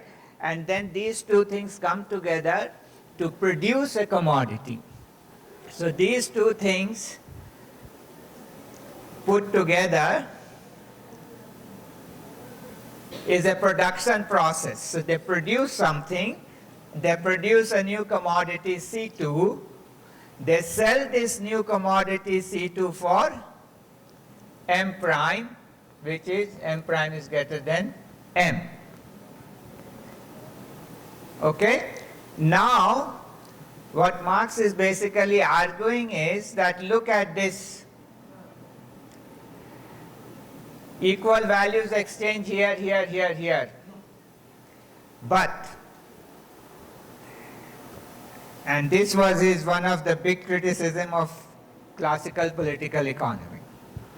What he is saying is that when the capitalist hires workers, you see, up till now what you had, C1, MC2, people owned their means of production, right? They were small little producers, they produced their thing, they went to the market, they sold their things, came back, and again they did that. But when capitalist mode of production comes into being, when you start with M, the thing is that out there now, the workers don't have anything to produce. The means of production is not with them.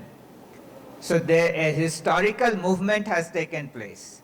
People, small producers, they have somehow lost the equipments to produce things. So they have nothing. All they have left is their capacity to work. So they can sell their capacity to work. So that has become a commodity now.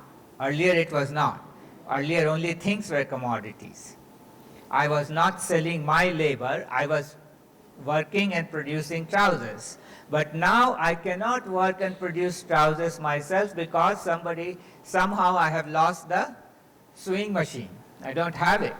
So now somebody else has the sewing machine who has bought, the capitalist has bought it. And so, how do I survive? The only way I can survive is to go to the capitalist and say, you give me some money and I will work for you, right? So now, what Marx is saying is that, look, in this exchange, what am I selling?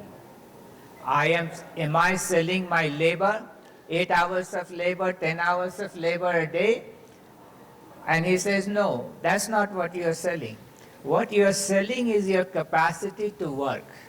As a human being, you have certain capacity to work, and you sell that to the capitalists. Now, so here I want to introduce this idea, which earlier on I told you, that, there is a humanist Marxism and there's a scientific Marxism. So here is the humanist Marxism idea comes in. In economic and philosophical manuscript, which Marx wrote when he was in Paris in exile in 1844. In economic and philosophical manuscript, as I said in the beginning, the Enlightenment thinkers are always interested in what is the essence of man, what is man's nature. So he argues that, if you look at the bees and the way the bees make their hives, right, it can put to shame a lot of very good architects, how nicely they do, right? But still, there is a big difference between even the worst of human architect and the bees. What is the difference? The difference is that bees do it out of instinct. It's their, instinctually they do it. Whereas human beings, even the worst of the architects will think, will imagine what it is going to make and then make it. This particular process that not doing instinctually, but labor is a creativity.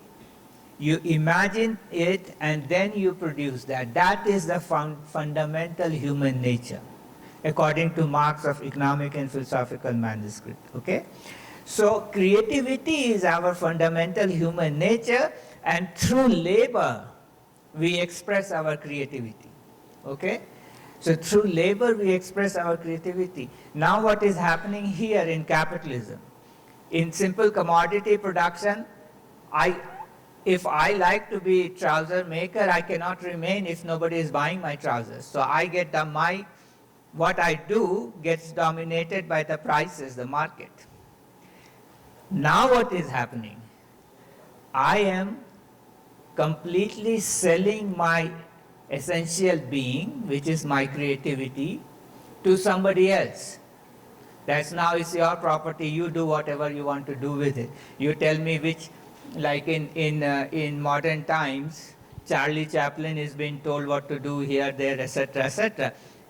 So you become a cog in the big machine. So you lose your fundamental being, which is your creativity. Okay? So this is what is a Faustian exchange. Fundamentally, within capitalism, there is one fundamental exchange takes place, and that is, according to Marx, not me, according to Marx, that fundamental exchange is between wage laborer and the capitalist, and what the capitalist is buying and what the wage laborer is selling is his or her capacity to work, which means his whole being. Of being a human being means that I should be able to express myself through my work, but what I am doing now, I'm saying is somebody else's property. You do whatever you want to do with it. So what happens? Once you lose your fundamental being, then there is a hole in you. You cannot fulfill yourself. There's no self-fulfillment now. So what happens in capitalism is that you try to fulfill that gap which has been created through consumerism, through buying things. You try to buy more and more and more and more to fulfill yourself, but no. Fulfillment of yourself can come through only your own creative work, which you no longer can do because you sell it for money. So this is what the Faustian exchange is. So this leads to a very nice cultural critique of capitalism. Okay? But this is a humanist thesis that there is something called human nature, that is the creativity of human beings, and that gets lost, alienated.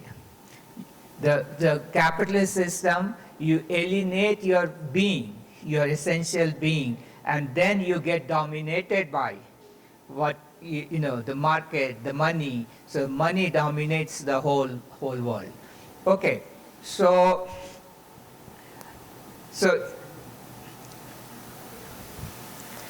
So then Marx says that investigate this particular exchange, which is the foundation of capitalist relation, that exchange of labor power for money. Okay? Now what Marx says is this: when the capitalist buys this worker's capacity to work, so worker's capacity to work, it pays wages to the worker. So what is wages? Wages are paid in money terms, but in real terms it means the worker has to pay the rent, the worker has to buy food, the worker has to buy clothing, etc., etc. So whatever that money buys, real things, that's your real wage, right? Then Marx says, okay, so that wage which the workers get, you go and see how much of labor time it takes to produce that much in the society. Okay? How much of labor time it has taken to produce the clothing, etc., etc., what you spend a worker spends in a month. Okay? His main point is that, there is a value of that is the value of your labor power which you have sold. Okay? So let's suppose in one day you get 100 pesos and it comes out to be 5 hours of labor. 5 hours of labor ultimately goes into producing the kind of things you buy with 100 pesos. Okay? Now, the main point which Marx is making is that once you have sold your labor power, you get wages which gets you 5 hours of labor, but the capitalist makes you work for 10 hours or 8 hours or something like that, more than 5 hours of labor. And that more than 5 hours of labor which you are working, for which you get not paid. There is no payment for that. And that value remains with the capitalist, which converts into profit. So,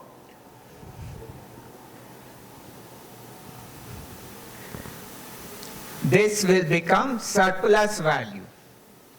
Okay? So now, value of a commodity is made up of 3 elements according to Marx. Okay? What are the 3 elements? One is that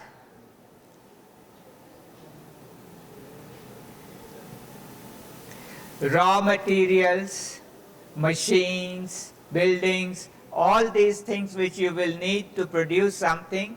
So you go and find out how much of labor time takes to produce those things.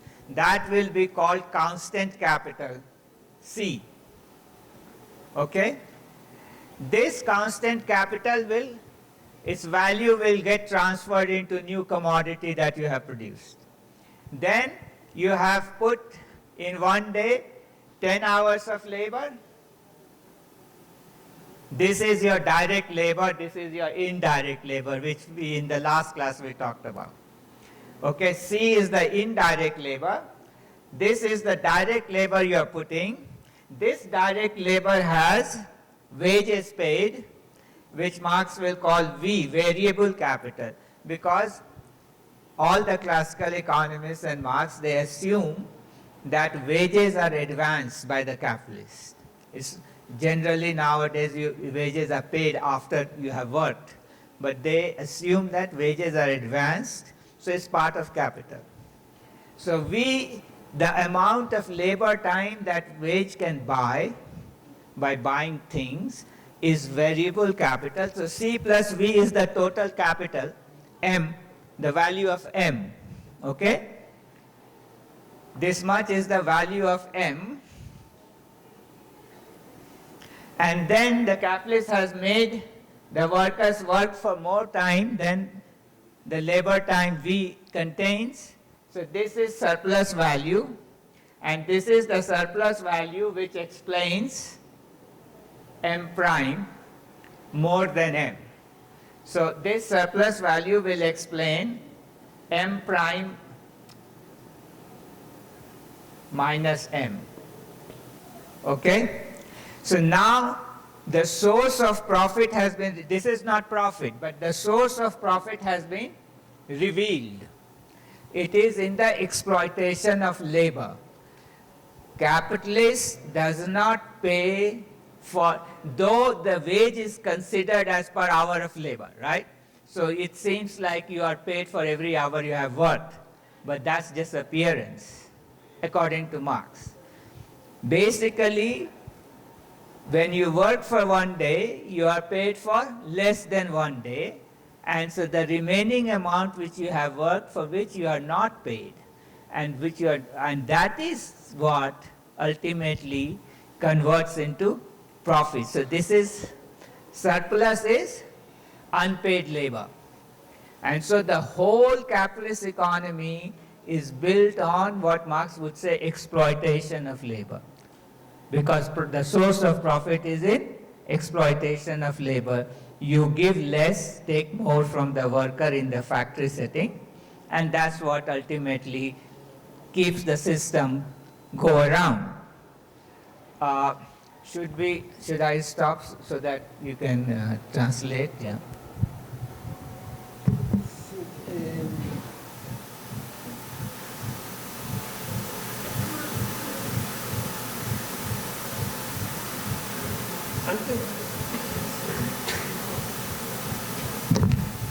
Oh no, I don't need to.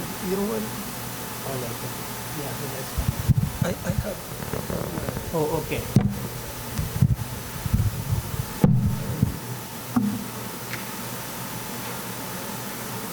Antes del receso vimos que el aspecto fundamental del capitalismo es el dinero, porque el dinero permite las transacciones. Ahora estamos justamente porque hay dinero introduciendo la idea del mercado. Y el mercado mueve los precios, y cuando los precios se mueven, muy probablemente nosotros ya no vamos a poder, si las cosas que adquirimos suben de precio, ya no vamos a poder hacer lo que hacíamos antes en ese proceso de moneda, mercancía, moneda prima. Entonces, el problema acá es que la gente produce para el mercado, y el tiempo que se invierte en la producción, el tiempo que se invierte en la producción entonces va a cambiar cuando se muevan los precios. Y la idea fundamental acá es que entonces el mercado domina el quehacer humano.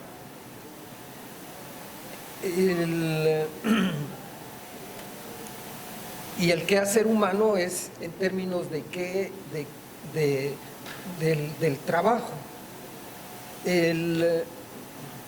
Hay una distinción, por ejemplo, del trabajo que hace un ser humano del trabajo que hace una abeja, ¿sí? Porque el trabajo que hace una abeja es un trabajo instintivo, lo hace por instinto, no es en cambio el trabajo que nosotros hacemos es un trabajo razonado. Y entonces, como veíamos la clase antes del receso, lo que queríamos explicar es por qué M' es mayor de M, es mayor que M con el que se empieza. ¿De dónde viene esa diferencia, ese dinero extra? Y la idea es que una mercancía, cuando tengo el circuito dinero, mercancía y luego dinero, esa mercancía para poderse producir necesita fuerza de trabajo, ¿sí? Y esa fuerza de trabajo es la que permite la reproducción del trabajador, ¿sí? Cuando vende su fuerza de trabajo, por ejemplo, al vender su fuerza de trabajo, es como él obtiene el dinero, con lo cual obtiene lo que necesita para vivir y para reproducir cada día su fuerza de trabajo. Entonces, el punto clave acá es que él, por ejemplo, si trabaja 10 horas y con 5 horas de lo que vale su fuerza de para comprar las cosas que necesita para vivir,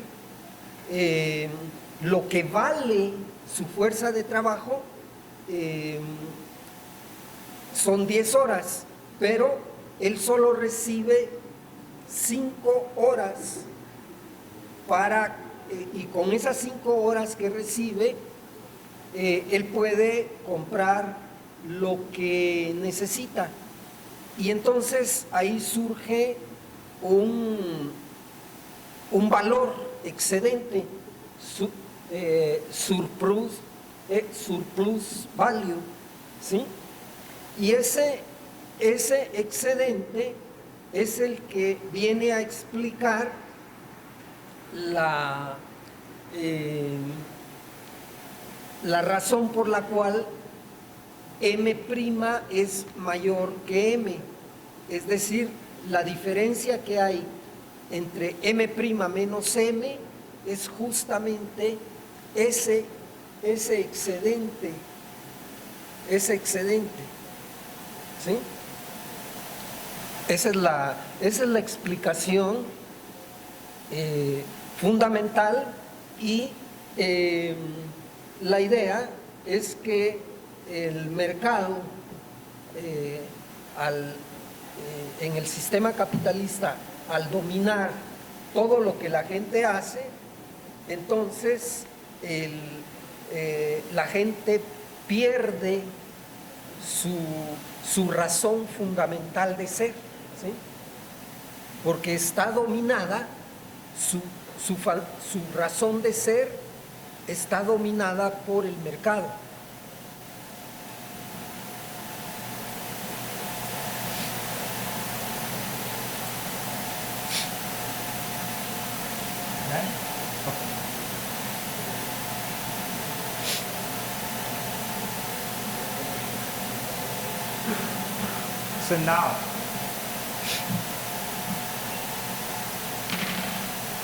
So now you have many commodities being produced by capitalists.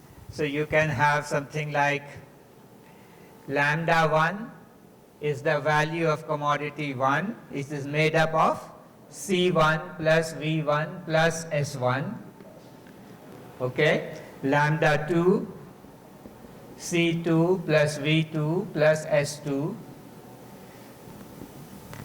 Lambda n, Cn plus Vn plus Sn. Okay? What is the rate of profit here? If every commodity is exchanging lambda 1, lambda 2, lambda 3, the equal value exchange, right? What is the rate of profit here in industry 1? I call it pi 1. Pi 1 is equal to how much?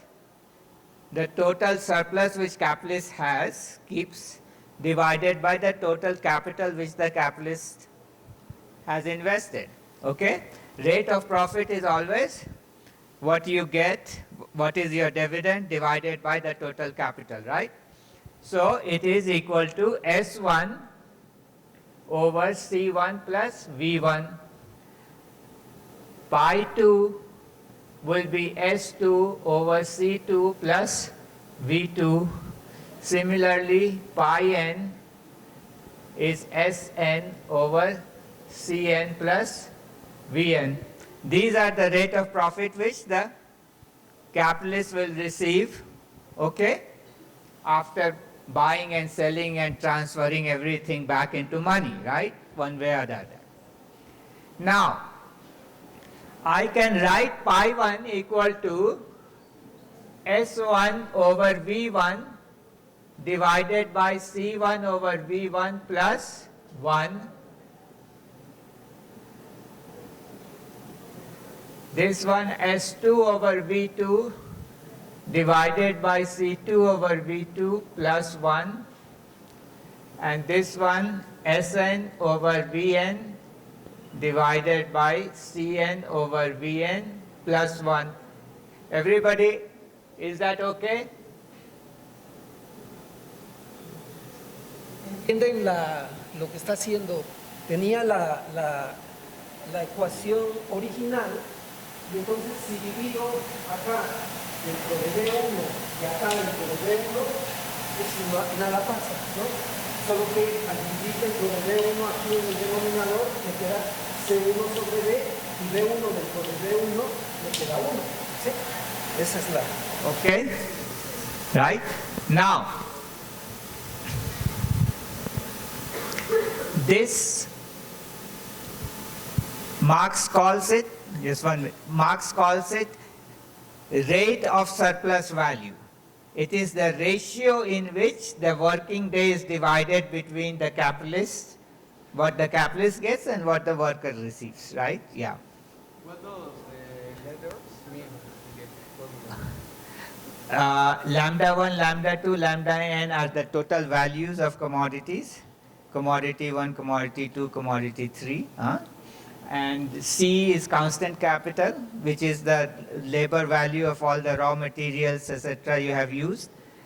And V is the wage, the value of the wage you have paid to produce commodity 1, and V1, and S is the surplus value which is left with the capitalist, right? Okay. So now, this is what rate of exploitation is, rate of surplus value or rate of exploitation.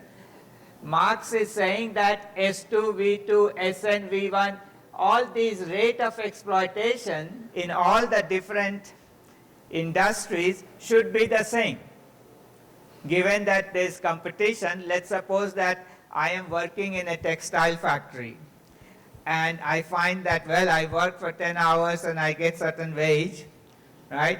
Whereas for the same 10 hours in a boot making factory, I get more wage, then what will happen? I will move to the boot making rather than work in the textile. So that way the movement of the workers will ensure that the rate of surplus value becomes equal in all the, so quite a few new people have arrived. So it is little bit difficult because you don't know what has gone before. But anyway, I hope you will follow the new people who have come. Now, so basic idea is that S over V1, S1 over V1, S2 over V2, S3 over V3, Sn over Vn, all these ratios would be more or less same in every industry. If they are not same, workers will move from one to another and make it the same. Okay? So competition will ensure that these are equal. However, this is what Marx calls organic composition of capital. This is rate of surplus value and this is organic composition of capital. See, we have seen this in the last lecture. This is nothing but indirect by direct labor ratio. C is the indirect labor, V is the direct labor. So it's the indirect by direct labor ratio. I mean, not direct labor will be V plus S, but it's a part of. So C over V is a technical factor.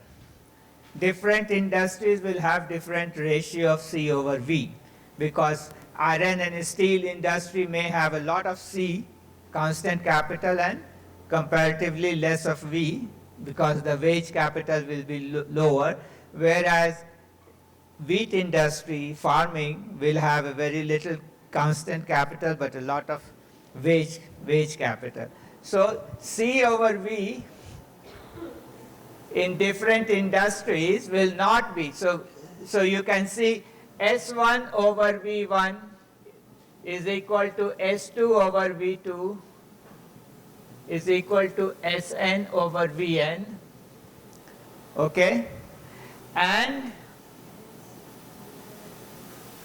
C1 over V1 is not equal to C2 over V2 is not equal to Cn over Vn. Okay?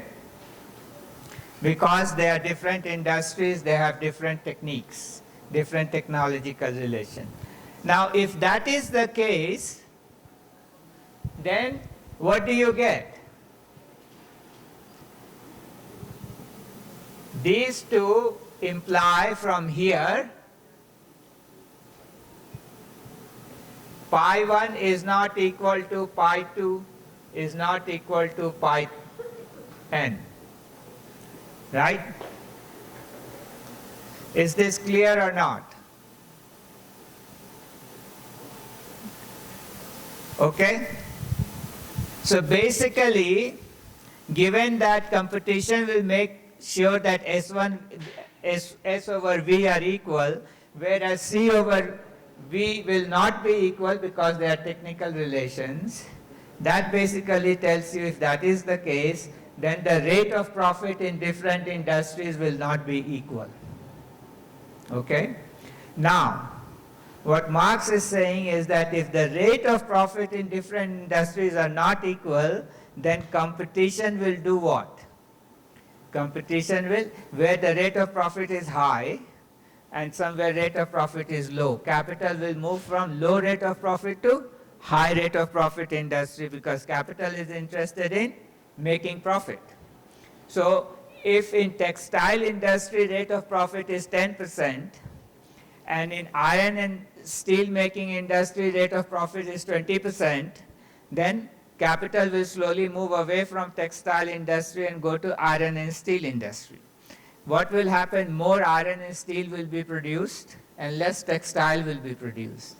So the price of iron and steel will go down, the price of textile will start to rise. So you can see that now the prices are going to change. The price ratio are not going to be according to lambda 1, lambda 2, lambda 3, they will become different. Okay? So equalization of this through competition will ensure that equal values do not exchange. So now, this is another big problem which Marx posed, that up till now he had established that equal values must exchange. Now he is saying that if equal values exchange, then different industries will have unequal rate of profit. And if unequal rate of profit is there, that cannot hold in a competitive economy. So the rate of profit to become equal, the prices must change. And as prices change, that means that commodities are not exchanging according to their values, they have become different. Now this was the same problem with Ricardo yesterday. So he is posing this problem to himself. that this was Ricardo's problem and I have come to that problem now, according to Marx. But then he thinks he has solved the problem, and how he has solved the problem, we get to that after we get the translation.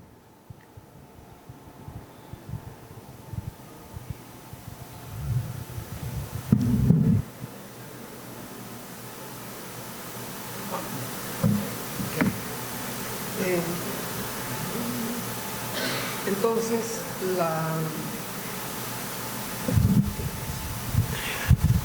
el valor de cada mercancía está explicado por el capital constante, que son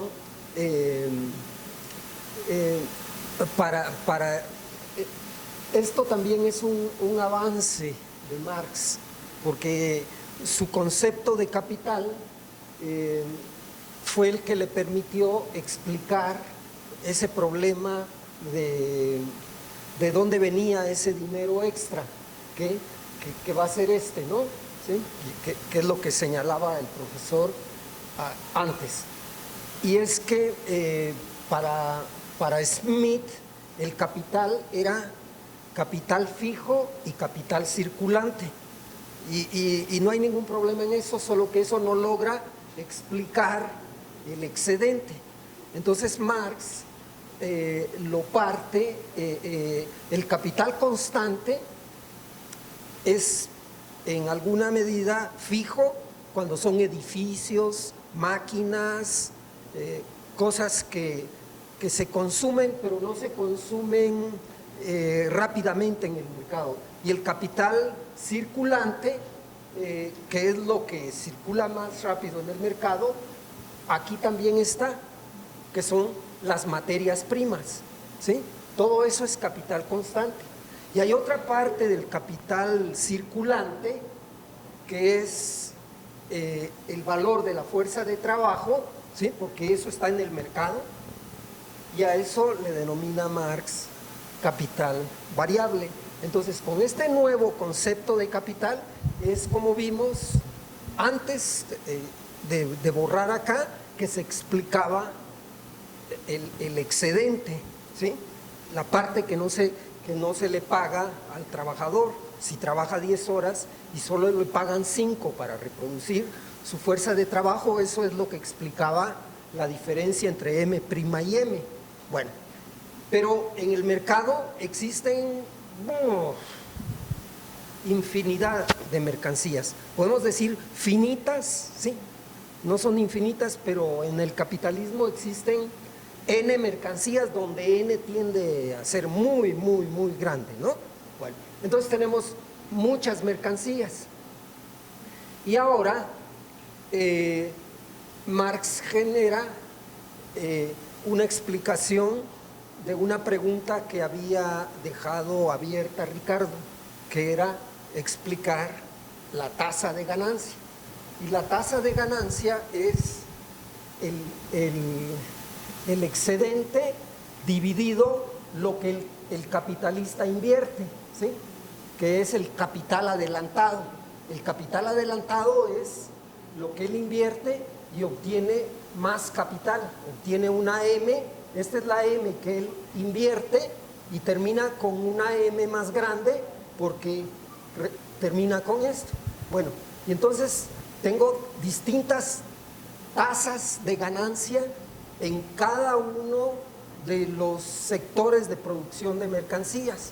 Bueno, y ahora, si yo divido aquí dentro de B1 y dentro de B1, el denominador, obtengo lo que ya explicó el profesor acá. Y a esto que obtengo en el numerador, Marx le llama la tasa de explotación, ¿sí? La tasa de explotación. Y a esta parte que queda en el denominador, porque aquí queda esto más 1, es la composición orgánica del capital, que viene a ser realmente la técnica, ¿no? ¿Por qué la técnica? Porque es el cociente entre el capital constante y el capital y la fuerza, el valor de la fuerza de trabajo. Entonces, tengo eso como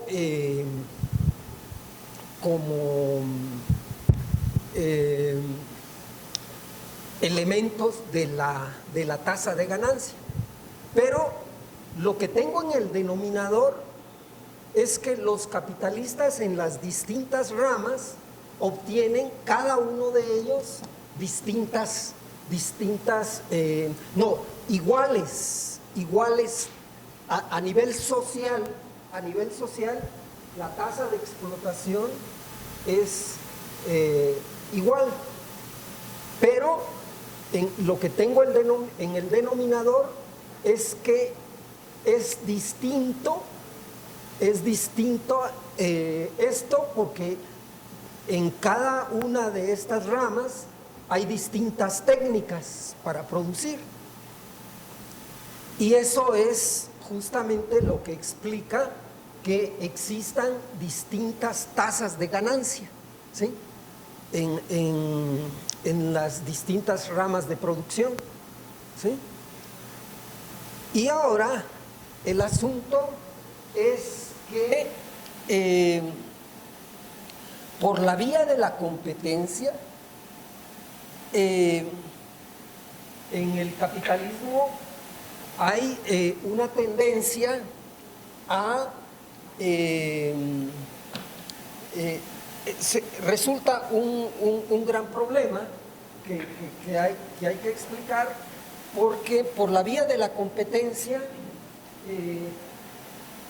pesar de que hay distintas tasas de ganancia en el capitalismo, hay una tendencia a que las tasas de ganancia tiendan a ser iguales. ¿Y cómo es que esto ocurre? Que lo que veíamos ayer de la gravitación, es decir, que los capitales se mueven, porque es la naturaleza del capitalista, los capitales se mueven de los sectores en donde hay bajas de ganancia hacia los sectores en donde hay una mayor tasa de ganancia. Y esa tendencia es la que origina que se forme finalmente una tasa de ganancia promedio, que es la tasa de ganancia del capitalismo.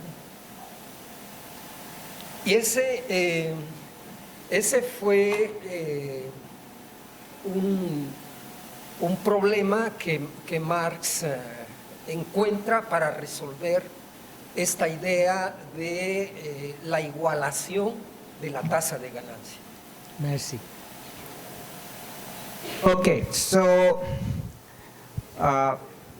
this is the second big problem he poses to himself. The first one was where M prime greater than M comes from, and then he got into the basic idea that, look, in some sense, you can read Capital as a play.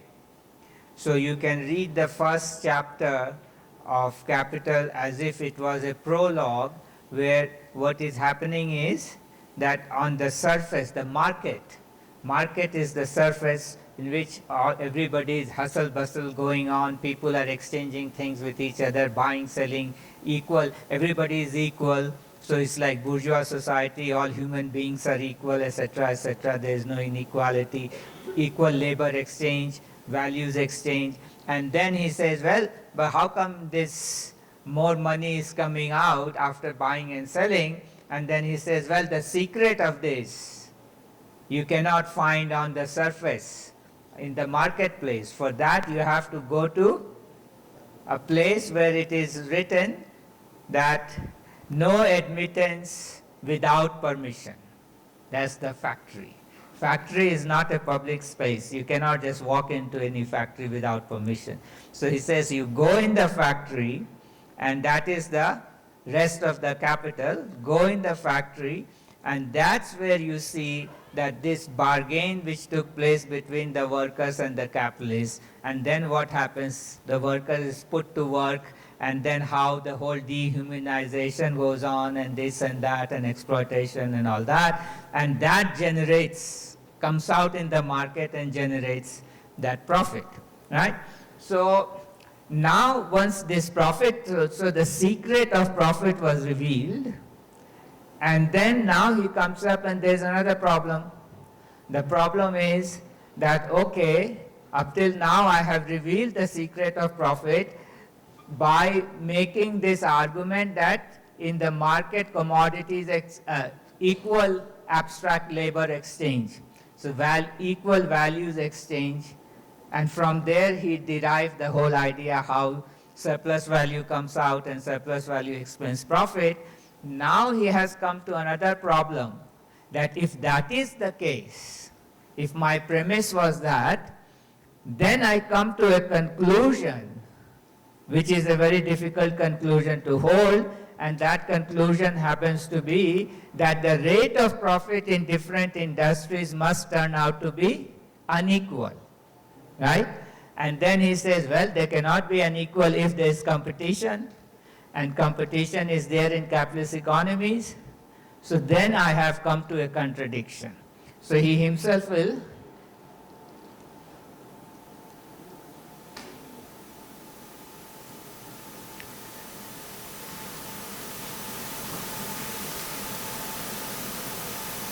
see, this is what he says. The theory of value thus appears incompatible with the actual movement, incompatible with the actual phenomena of production, and it might seem that we must abandon all hope of understanding these phenomena. So he himself is a very theatrical person. So it puts it in a very theatrical way. Oh, now I have to now abandon everything because now I have come to another contradiction. How do I solve this contradiction? So then he says, well, what competition does is basically this.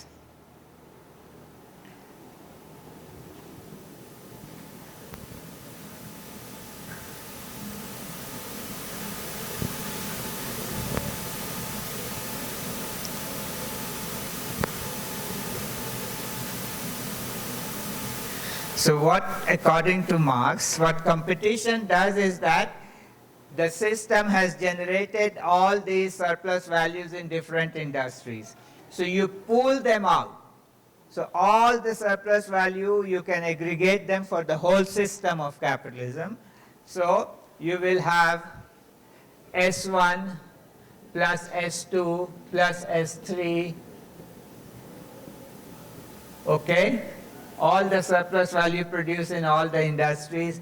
This we can call it as sigma Si, I equal to 1 to n, and I can write it as capital S, big S, right? So all the surplus value produced in the system, I aggregate that. Then he says you can aggregate all the C1 plus C2 plus C3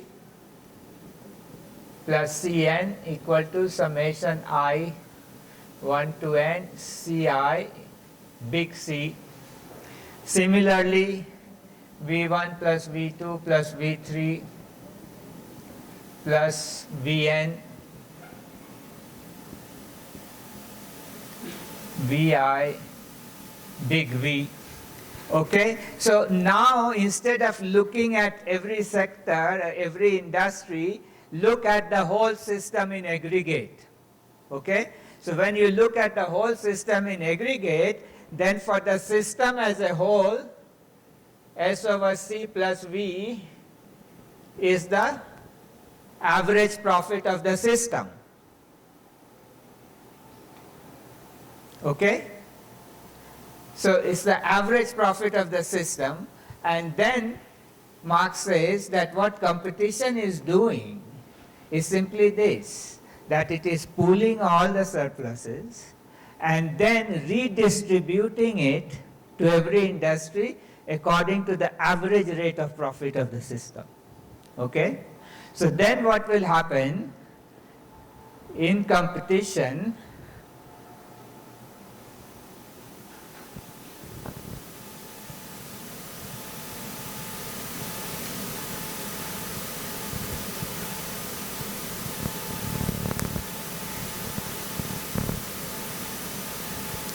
So in competition, what is happening is that prices of what he will call price, now we move from value, which was lambda, he will make another concept called prices of production. So P1 is the prices of production, and it is equal to C1 plus V1 plus average profit. So this is the capital plus average profit, and average profit is this. So which will be C1, or you can write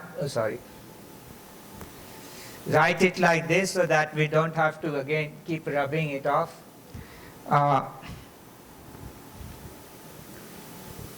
1 plus, this is the average profit. Okay? So this is the capital investment plus capital on average rate of profit, that is the total profit the sector will receive. Okay? So you can have P1, P2 equal to C2 plus V2, 1 plus, or I could just write pi, because you know what pi stands for here, right? So, but anyway, let's carry on with that, C plus V. Similarly, you can go on like that, okay?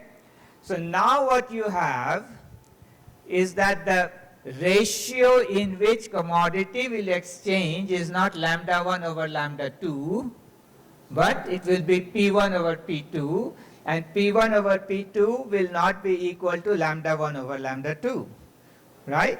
However, so first thing he is saying is that, look, I have come to the conclusion, which Ricardo was anyway talking about, that relative prices are not equal to labor ratios. This is exactly the same thing, but he is saying that I have derived that from the labor value, right? Ricardo was not able to derive that. He was just saying, okay, it will be modified. But so first of all, that is one claim. The other important claim is that now summation Ci plus Vi multiplied by pi is equal to,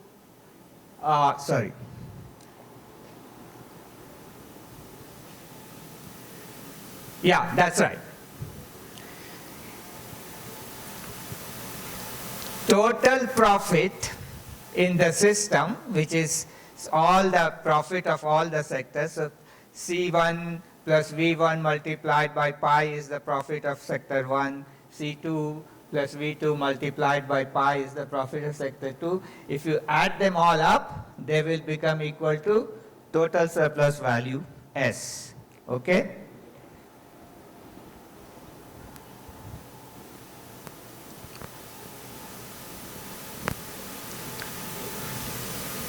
The other one is that if you sum up Ci plus Vi plus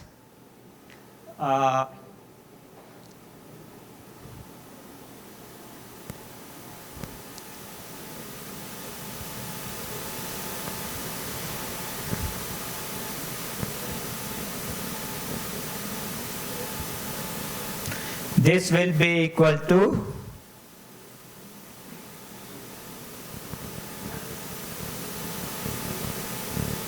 lambda I.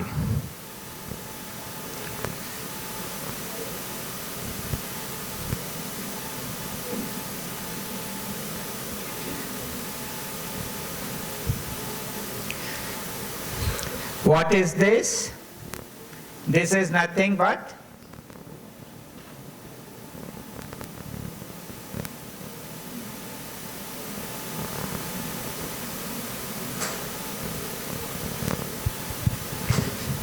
two conclusions you come at, derive, that is, total profit in the system is equal to total surplus value produced in the system, and total prices of production is equal to the total value produced in the system.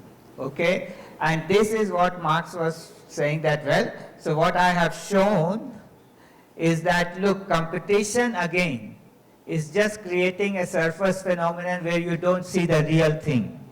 Because then when you look at the prices, you say, oh, they are not representing labor. When you look at profit, they are not representing surplus value. So it appears that in capitalism, the competitive mechanism basically hides the reality of surplus value production, etc.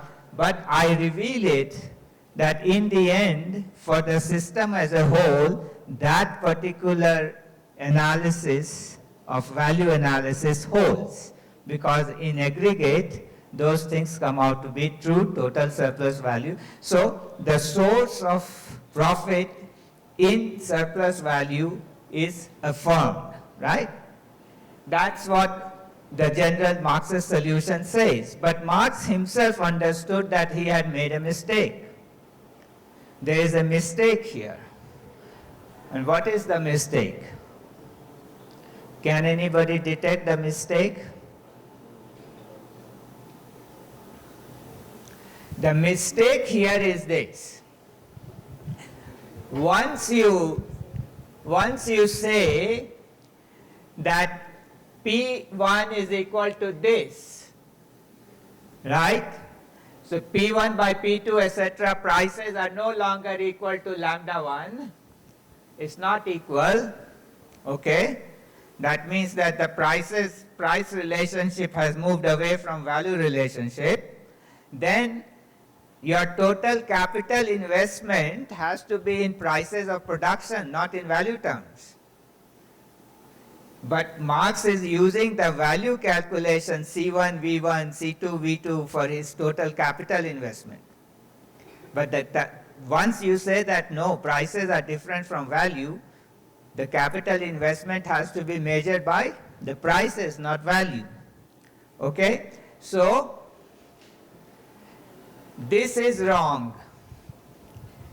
The capital which he is using is wrong. Okay? The way he has derived this, you see, the way he has derived it is by saying that total S equal to C plus V is the total capital. C plus V is not the total capital. In terms of prices, it can be different. So, he had to use the prices of production for measuring his capital, which he is not doing it. If you do that, then you, of course, your rate of profit will not come out to be that. So as a matter of fact, you don't know what would be the rate of profit. You'll have to solve a different equation system. Now, Marx knew that. So,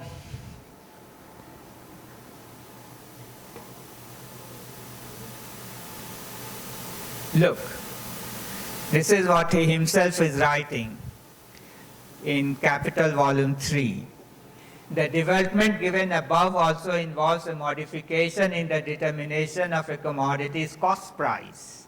It was originally assumed that the cost price of a commodity equaled the value of the commodities consumed in its production, CI plus VI, etc. But for the buyer of a commodity, it's the price of production that constitutes its cost price and can thus enter into forming the price of another commodity. So the capitalist is buying things in the market, not at value, but at prices of production. Okay? So, as the price of production of a commodity can diverge from its value, So the cost price of a commodity in which the price of production of other commodities are involved and can stand above or below the portion of its total value that is formed by the value of the means of production going into it. And then he says, it is necessary to bear in mind this modified significance of the cost price, and therefore to bear in mind too that if the cost price of a commodity is equated with the value of the means of production used up in producing it, it is always possible to go wrong. So he himself is admitting that I cannot assume these to be in value terms. I have to put them in price terms. And once I do that, since I have admitted prices will diverge from value, my answers will go wrong, probably will go wrong. He basically thinks that I am approximately right, but not exactly right. Okay? So this is what is called transformation problem. The problem of transforming value to prices of production. Okay?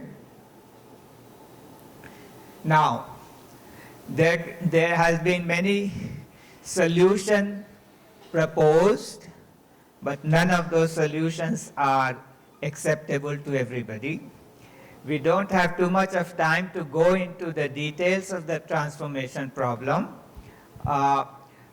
but basically what is happening here, one can understand, because I'm going to talk about Shrafa a little bit, we'll take a break and go to Shrafa, is that somehow Marx thinks, again, when you're talking prices of production, P1 equal to this and that, what is prices of production? Value was in absolute terms, right? But then value had to reflect itself into some other commodity, always in relation. But prices of production is not value. So it has to be represented in some other money commodity, has to be there or something in which the price is expressed. So there is an implicit in it is a price of production. There is another thing whose prices and values don't change. And that is the numerator implicit in it. And what would that be? Now Marx's way of thinking is that if you have average organic composition of capital industry, then the value and price will not change for that industry. Why things change? Because organic composition is a high or low than the average.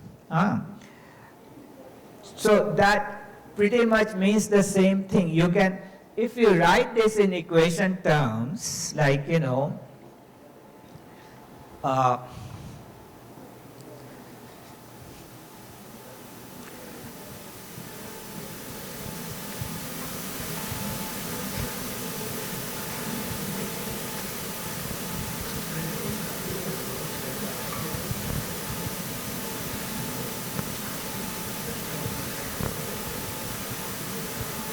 how much more time we have? Oh, we don't have much time.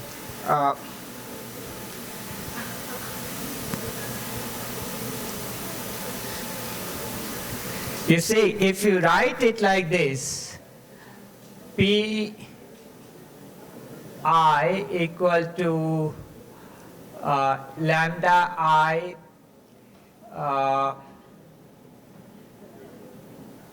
xi, no, don't do that way.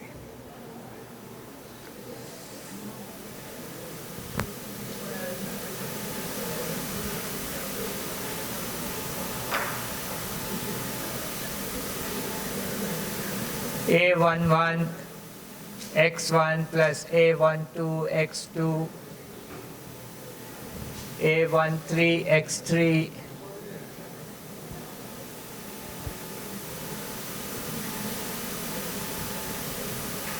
1 plus pi equal to P1, let's say.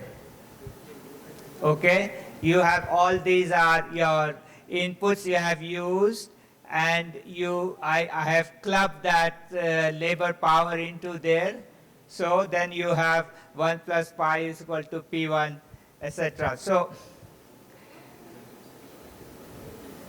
yeah, do it this way now. What I can do it is call this lambda 1, 1.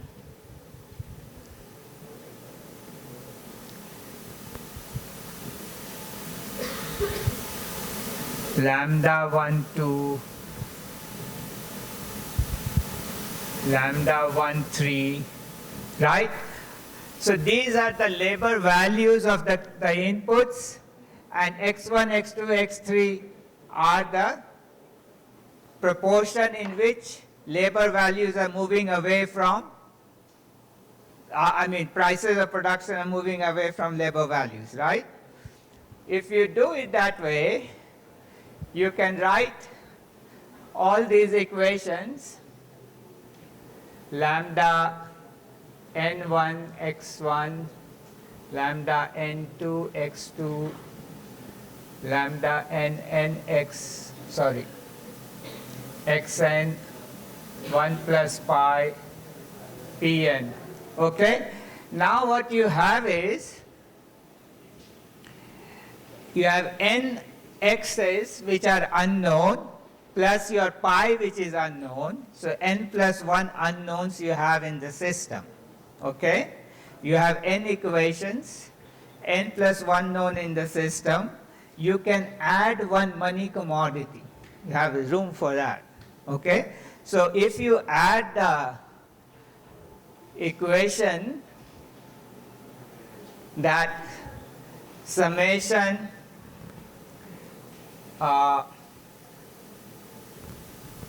this whole thing, so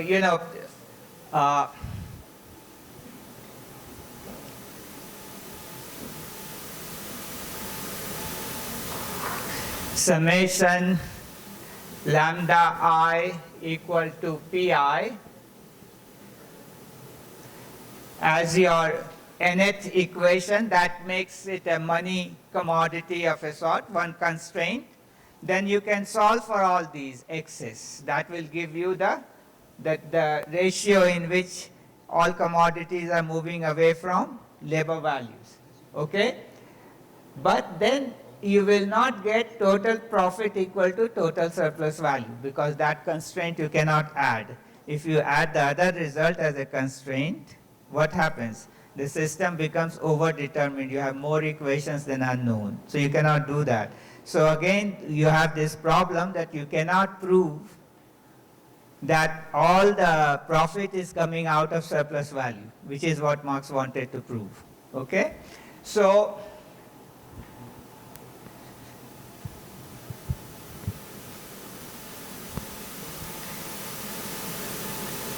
in some sense, what Marx is looking for is again what Ricardo was, according to Schraffer, was looking for, is some kind of average commodity which will not, when you have no profit, then labor theory of value will hold. We all know that. Yesterday we established that the labor theory, all the income goes to wages. So when you have simple commodity production, all income goes to wages. Labor theory of value holds. So labor theory of value now has a problem when you take some from the wage and give it to the capitalist. Once you do that, once profit comes into the play, then the prices starts to move away from labor value ratios. Okay?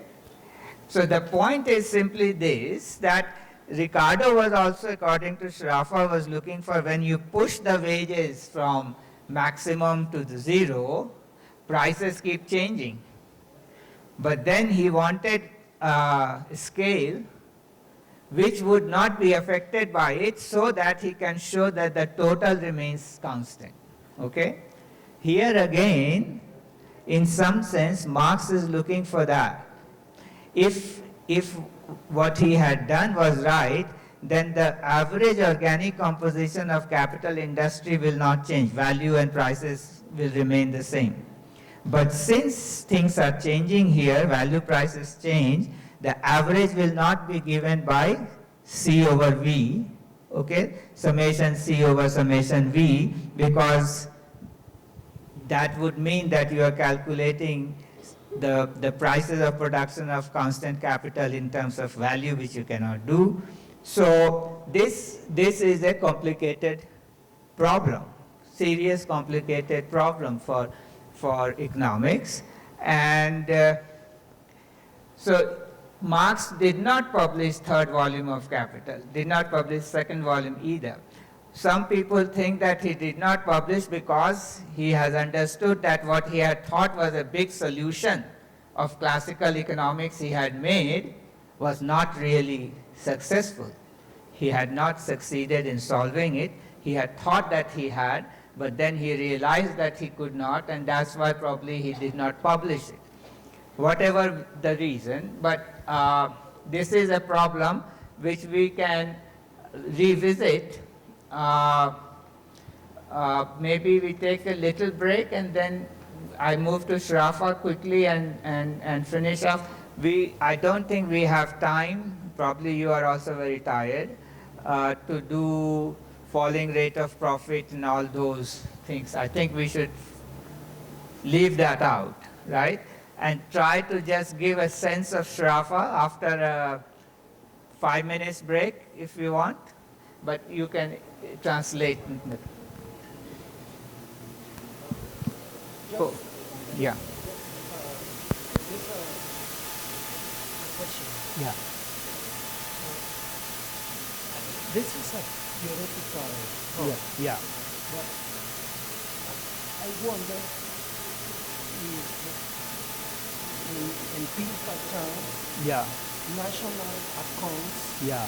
prove what Marx are looking Yeah. for. Yeah.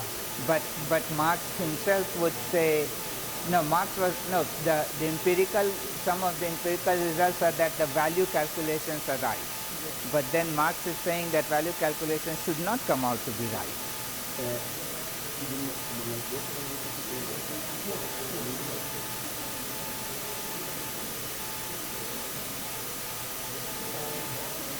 Bueno,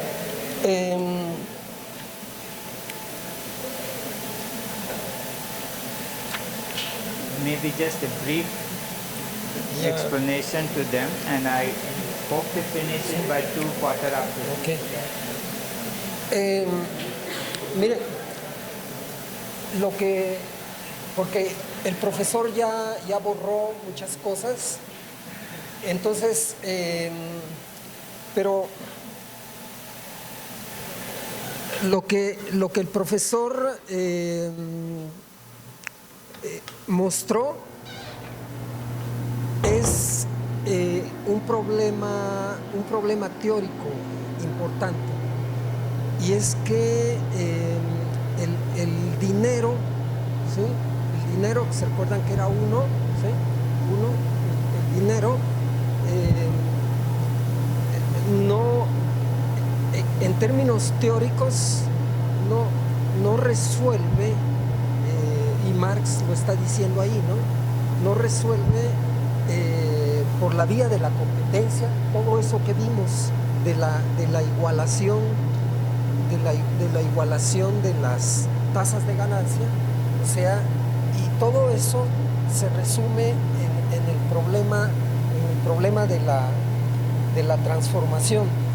De todas maneras, lo que voy a hacer es que voy a subir a la página de la universidad, voy a pedir que suba todas las presentaciones del profesor, así ustedes van a ver. Porque este es un problema que no se discute, es un problema que no se discute. Entonces, lo último que yo le dije al profesor es que a nivel empírico, no a nivel teórico, sí se verifica este asunto, porque en las cuentas nacionales, ¿sí? En las cuentas nacionales nosotros tenemos, por el lado de cómo se produce, como todo lo tenemos en dinero, ¿sí? Porque al final todo está en las cuentas nacionales, valuado en dinero, nosotros tenemos, por el lado de cómo se produce, tenemos C en dinero, más I en dinero. Y si lo podemos, más el gasto de G, más X, las exportaciones, más M, ¿no? Y si lo vemos cómo se distribuye, también tenemos básicamente el pastel, ¿sí?, en las cuentas nacionales de la masa salarial, ¿sí?, las dos variables básicas de la distribución, la masa salarial y el excedente, la ganancia, ¿sí? En la época en que México iba en la ruta de llegar a ser un país desarrollado, no llegó a los niveles de los países desarrollados, pero la masa salarial fue casi 50%. Y hoy en día es menos del 50%. Y la otra parte se le llama excedente de explotación, así le llaman, y eso es la forma como han estandarizado los países capitalistas las cuentas nacionales, de manera que ahí sí se verifica. Pero a nivel teórico sí hay un problema, ¿sí? Y es el problema de cómo lo mostró el profesor. Entonces yo voy a subir a la página todo esto, porque es una cosa, es un asunto teórico muy importante. Y entonces, ¿cuál era el problema que quería resolver Marx? Una pregunta que Ricardo dejó abierta y que Rafa también la abordó, que es el problema de tener una unidad de medida invariable de valor. Y esa unidad de medida invariable de valor para Marx es el dinero, ¿sí?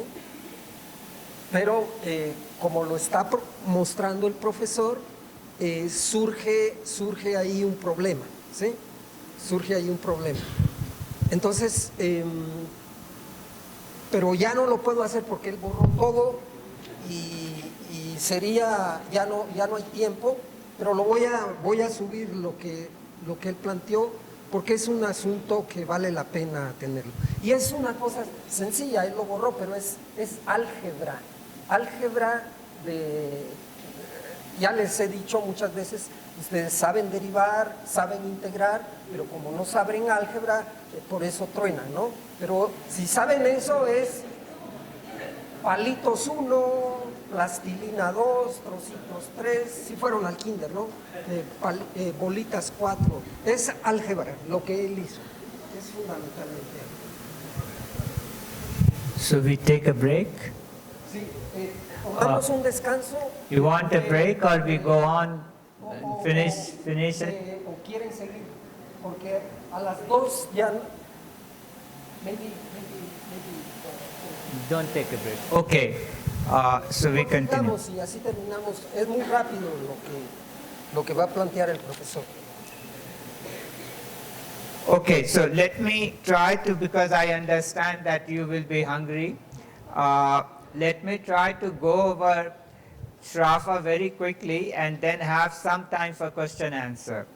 You see, what Shrafa does is like, if you have followed my lectures since yesterday, you will see that there is a theme which is about scale, how to measure value, because ultimately everything is turning on that.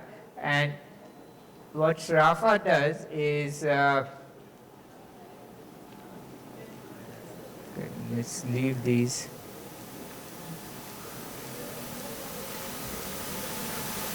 Yeah.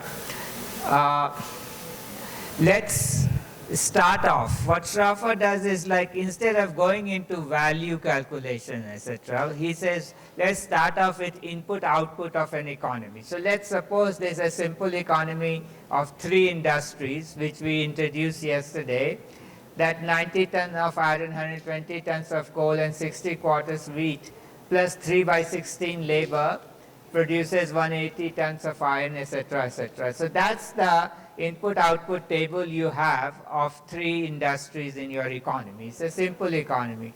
Now, in this economy, if wages were 0, let's suppose, then what would be the maximum rate of profit? Maximum rate of profit R would be 165 ton of coal plus 70 quarter of wheat, that is the net output, divided by total capital 180 tons of iron, 285 tons of coal and 410 tons of wheat. Now this ratio has no mathematical meaning because they are made up of heterogeneous goods, right? But this ratio will become meaningful if you multiply them with prices. If you knew their prices, like PC, PW, PI, PC, PW, then that will give you a ratio, and that would be the maximum rate of profits, okay? But we don't know what those prices are, okay? So, generally, what people do is they say, like Marx had done, that you have prices as unknown plus equal rate of profit, right? And then you have wages as W, you add them up, you get an equation system. You have 3 equations with how many unknowns? 1, 2, 3, 4, 5 unknowns, right? 3 prices plus rate of profit plus wages. Now, if your wages are given from outside, let's suppose the wage, as we said, the subsistence wage or whatever wage, so wage is given, and you take any P as your numeraire, as your money commodity, and make its value equal to 1, then you can solve for, so let's say PI is equal to 1, and once we know the wage, we can solve for PC, PW, and R, okay? So that's how it was understood that Sraffa solves these prices. You don't have to go through value, etc., etc. From the physical input-output data, you can, given wages, you can solve for prices and equal rate of profit, which is what Marx tried to do it by going through value to prices of production and all that. But this is not what Sraffa was basically interested in doing. What Sraffa was trying to do was, like here, if you look at this, if you want to plot R, rate of profit, and W, so if you start with W equal to 1, and rate of profit equal to 0, then your P's will be according to labor theory of value, okay? Now, you start to, as Adam Smith had done, like a capitalist comes and takes a share in the net output. So now you push the wages down from 1 to 0.8. Some surplus will come out. That surplus will turn into profit, okay? And then you will again solve for certain rate of, what rate of profit comes out, etc. You will get a set of prices, okay? Now, as you move from your wage being 1 to 0, your prices will keep changing. And for every level of price, the maximum rate of profit will keep changing. The ratio, which was the maximum rate of profit ratio, 165 tons of coal plus etc., multiplied with the prices divided by all the capital, that will keep changing. So what you will get is a non-linear relationship like that, okay, between rate of profit and wages. What Sraffa basically was after is that he proposed a hypothesis. And what is this hypothesis? The hypothesis is that the maximum rate of profit should not change if you move from wage from 1 to 0. So as I said that, it becomes non-linear, which means that it keeps changing as I move. His hypothesis was that no, it should not change. What he is basically saying is that this non-linearity is happening because we have chosen one commodity as the scale, which is arbitrary, and since all the commodities are changing in their prices, this arbitrary commodity is also changing, and that's why I get that. So again, go back to the same equation system and just multiply the first coal industry by 3 by 5 and the wheat industry by 3 by 4, okay? And then expand all the industries by 4 by 3, then we obtain a system. So these multiplication factors, you can get that. It's a difficult procedure to get it, but you can get that, and from the equation system you already have, okay? These multiplication factors are unique, which will make the system like this. Now see, there is a very strange thing about it. When you multiply these equations with 3 by 5 and 3 by 4, etc., what you get now is that your net output is 40 iron, 60 coal, 80 wheat, okay? And your capital is 200 iron, 300 coal, and 400 wheat. Now try to do that. Divide 40 iron, 60 coal, 80 wheat with 200 iron, 300 coal, and 400 wheat. What do you get?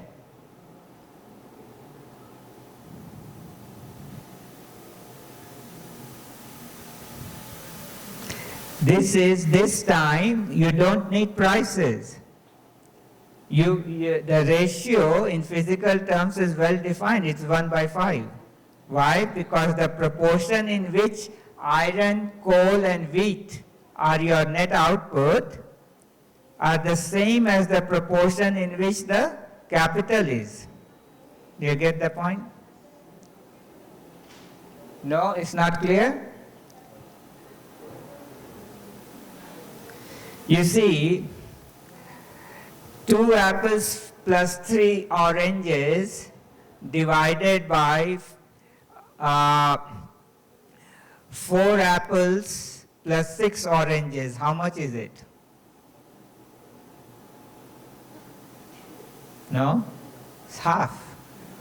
Because you can make 2 apples plus 3 oranges as one commodity, call it capel. 1 capel over 2 capel is half, right? No? Not clear? You see, I can call this 20 iron plus 60 coal plus 80 wheat as one commodity. Give it a name, A, commodity A. Then 200 plus 300 plus 400 is nothing but 5 commodities. That's all it is, 5A. So 1A over 5A is equal to 1 by 5. That's what you get. So your maximum rate of profit you can derive just by doing manipulation to the equation without solving for prices. You get 20% here. Now what you have to do is to just take 40I, 60C, and 80W, that is your net output. Now it is a composite commodity, right? You say that this is my money commodity. I am going to now give wages in this money commodity. Half of it, 1/3 of it, 1/5 of it, whatever, okay? So if I give wages in that money commodity, then the rate of profit immediately I can see. So what you have here, we get a linear line, okay? So we get a relationship between rate of profit Maximum rate of profit now is constant because that ratio is independent of prices. So when we move the wages and prices change, it does not change the maximum rate of profit. Is constant, we know it's 1/5. Given that, now if we give wages as one third of your composite commodity, which is like what, 20 plus no, it was what, 40 plus 60 plus 80, right? Something like that. So 1/3 would be just divide everything by 3, and that much of that goes as the wages, right? So this is the money commodity now. And then you just deduct that much and you still get what would be the rate of profit directly without knowing the prices. So you move the wages from 1 to 0, 0 to 1. All the prices are changing, but you don't need to know them. You will know, once you know the wage, you will know the rate of profit.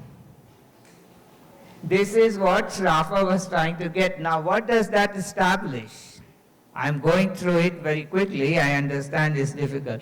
But what does it establish? It establishes what Adam Smith was trying to do, what Ricardo was trying to do, and what Marx was trying to do. All of them were trying to make this point that rate of profit is not dependent on prices. Distribution is determined independently of prices, but none of them were able to prove it. Marx also, when he's saying surplus value I get, and through that I get rate of profit, and then I get prices. And that's where he got into trouble. But what Shrafa very easily and very neatly is showing is that, as a matter of fact, rate of profit is a physical property of the system. So Marx, Ricardo, etc., they were all right when they were saying that rate of profit is independent of prices. We can get that, and on the basis of that we can find what the prices are, which is what Marx was trying to do. But Marx, via going through value, was not the right path. You can go directly from input-output, physical terms, and you can prove that what Marx was basically after was correct, that rate of profit is not dependent on prices. But your modern economics, which you learn in your classroom, says that all the distribution, rate of profit, wages, etc., all are function, they get determined with all the prices simultaneously. Classical economics says no, distribution is determined independently of prices, not simultaneously. And that is what Shrafa has proved. So it's a very big theoretical solution to the long-standing classical problem, which was to show that distribution can be separated out from pricing, okay? And that's what he has done. So I stop here, I'll take some questions, and then you are free to go and eat. Would you like to translate this much? Yeah. Can you Go back. both futures? Yes, that's what. No, here? That's. Okay. Muy rápido. Lo que tenemos aquí es la tasa de ganancia y aquí tenemos el salario. Entonces, a grandes rasgos, lo que podemos ver es que si el salario crece, ¿sí? Si el salario crece, la tasa de ganancia disminuye, ¿no? Por la tasa. Y cuando el salario se lleve el 100%, pues la tasa de salario va a ser nula, ¿sí? El problema que tenemos acá es que la tasa máxima de ganancia no tiene una tendencia lineal decreciente, ¿sí? Entonces, en la otra figura, que ya no importa si la pone el profesor, ahí sí ya quedó una relación lineal, ustedes lo pueden ver, ¿no? Entonces, lo que hizo Sraffa fue que puso una mercancía moneda, el trigo, por ejemplo, ¿no? Poniendo el trigo como mercancía moneda, pero no como el oro, que la moneda no se come, ¿sí? En cambio el trigo sí. Entonces, ya quedó una relación lineal, pero en esa manipulación que hace Sraffa, lo que ocurre es que si ustedes vieron las ecuaciones, los precios desaparecieron, ¿sí? Y entonces la idea es que las variables de distribución, particularmente la tasa de ganancia, es independiente, ¿sí?, de los precios, que era una idea de los clásicos. Eso es lo que muestra el gráfico. Y además, de esa forma, ya cuando no tenemos esto, sino cuando tenemos el triángulo, y en el triángulo sí es evidente que cuando aumenta una de las variables de distribución, disminuye la otra, ¿no? Si aumenta el salario, pero aumenta en la misma proporción, ¿sí? Cae o varía porque varía linealmente. Y el problema que tiene lo que vimos de Marx, todo esto, es de que están incluidos los precios. Entonces, eso lo que está mostrando teóricamente Sraffa es dando una verificación de la idea de los clásicos de que la distribución no depende de los precios, porque aquí los precios no importa si se mueven porque desapareció ahí en las ecuaciones. Ese es el asunto, ¿sí? Brevemente. Entonces, you want to say something? No, I can take questions. Okay.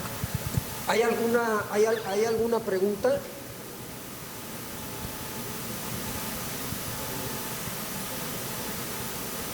No hay preguntas. No hay preguntas. Okay. Probablemente no entendieron, no sé. Es un problema interesante, es un problema de la teoría, porque sin dinero no se puede. Well, thank you very much for coming and listening to me for 2 days. I had good time here in Mexico. Would like to come back. Yesterday we went to an area, what do you call that? Coyoacán. Beautiful, beautiful. Yeah, I loved it. I like the architecture and I like the colors. They use, it's beautiful. So yeah, definitely I enjoyed, and we had some nice tacos also. So I enjoyed my stay in Mexico, and thank you very much.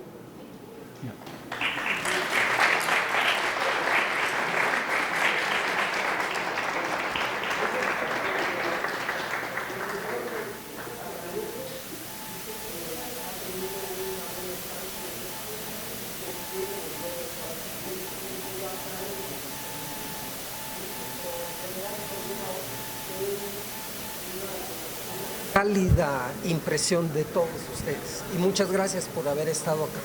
¿Sí? Bueno, démosle otro aplauso.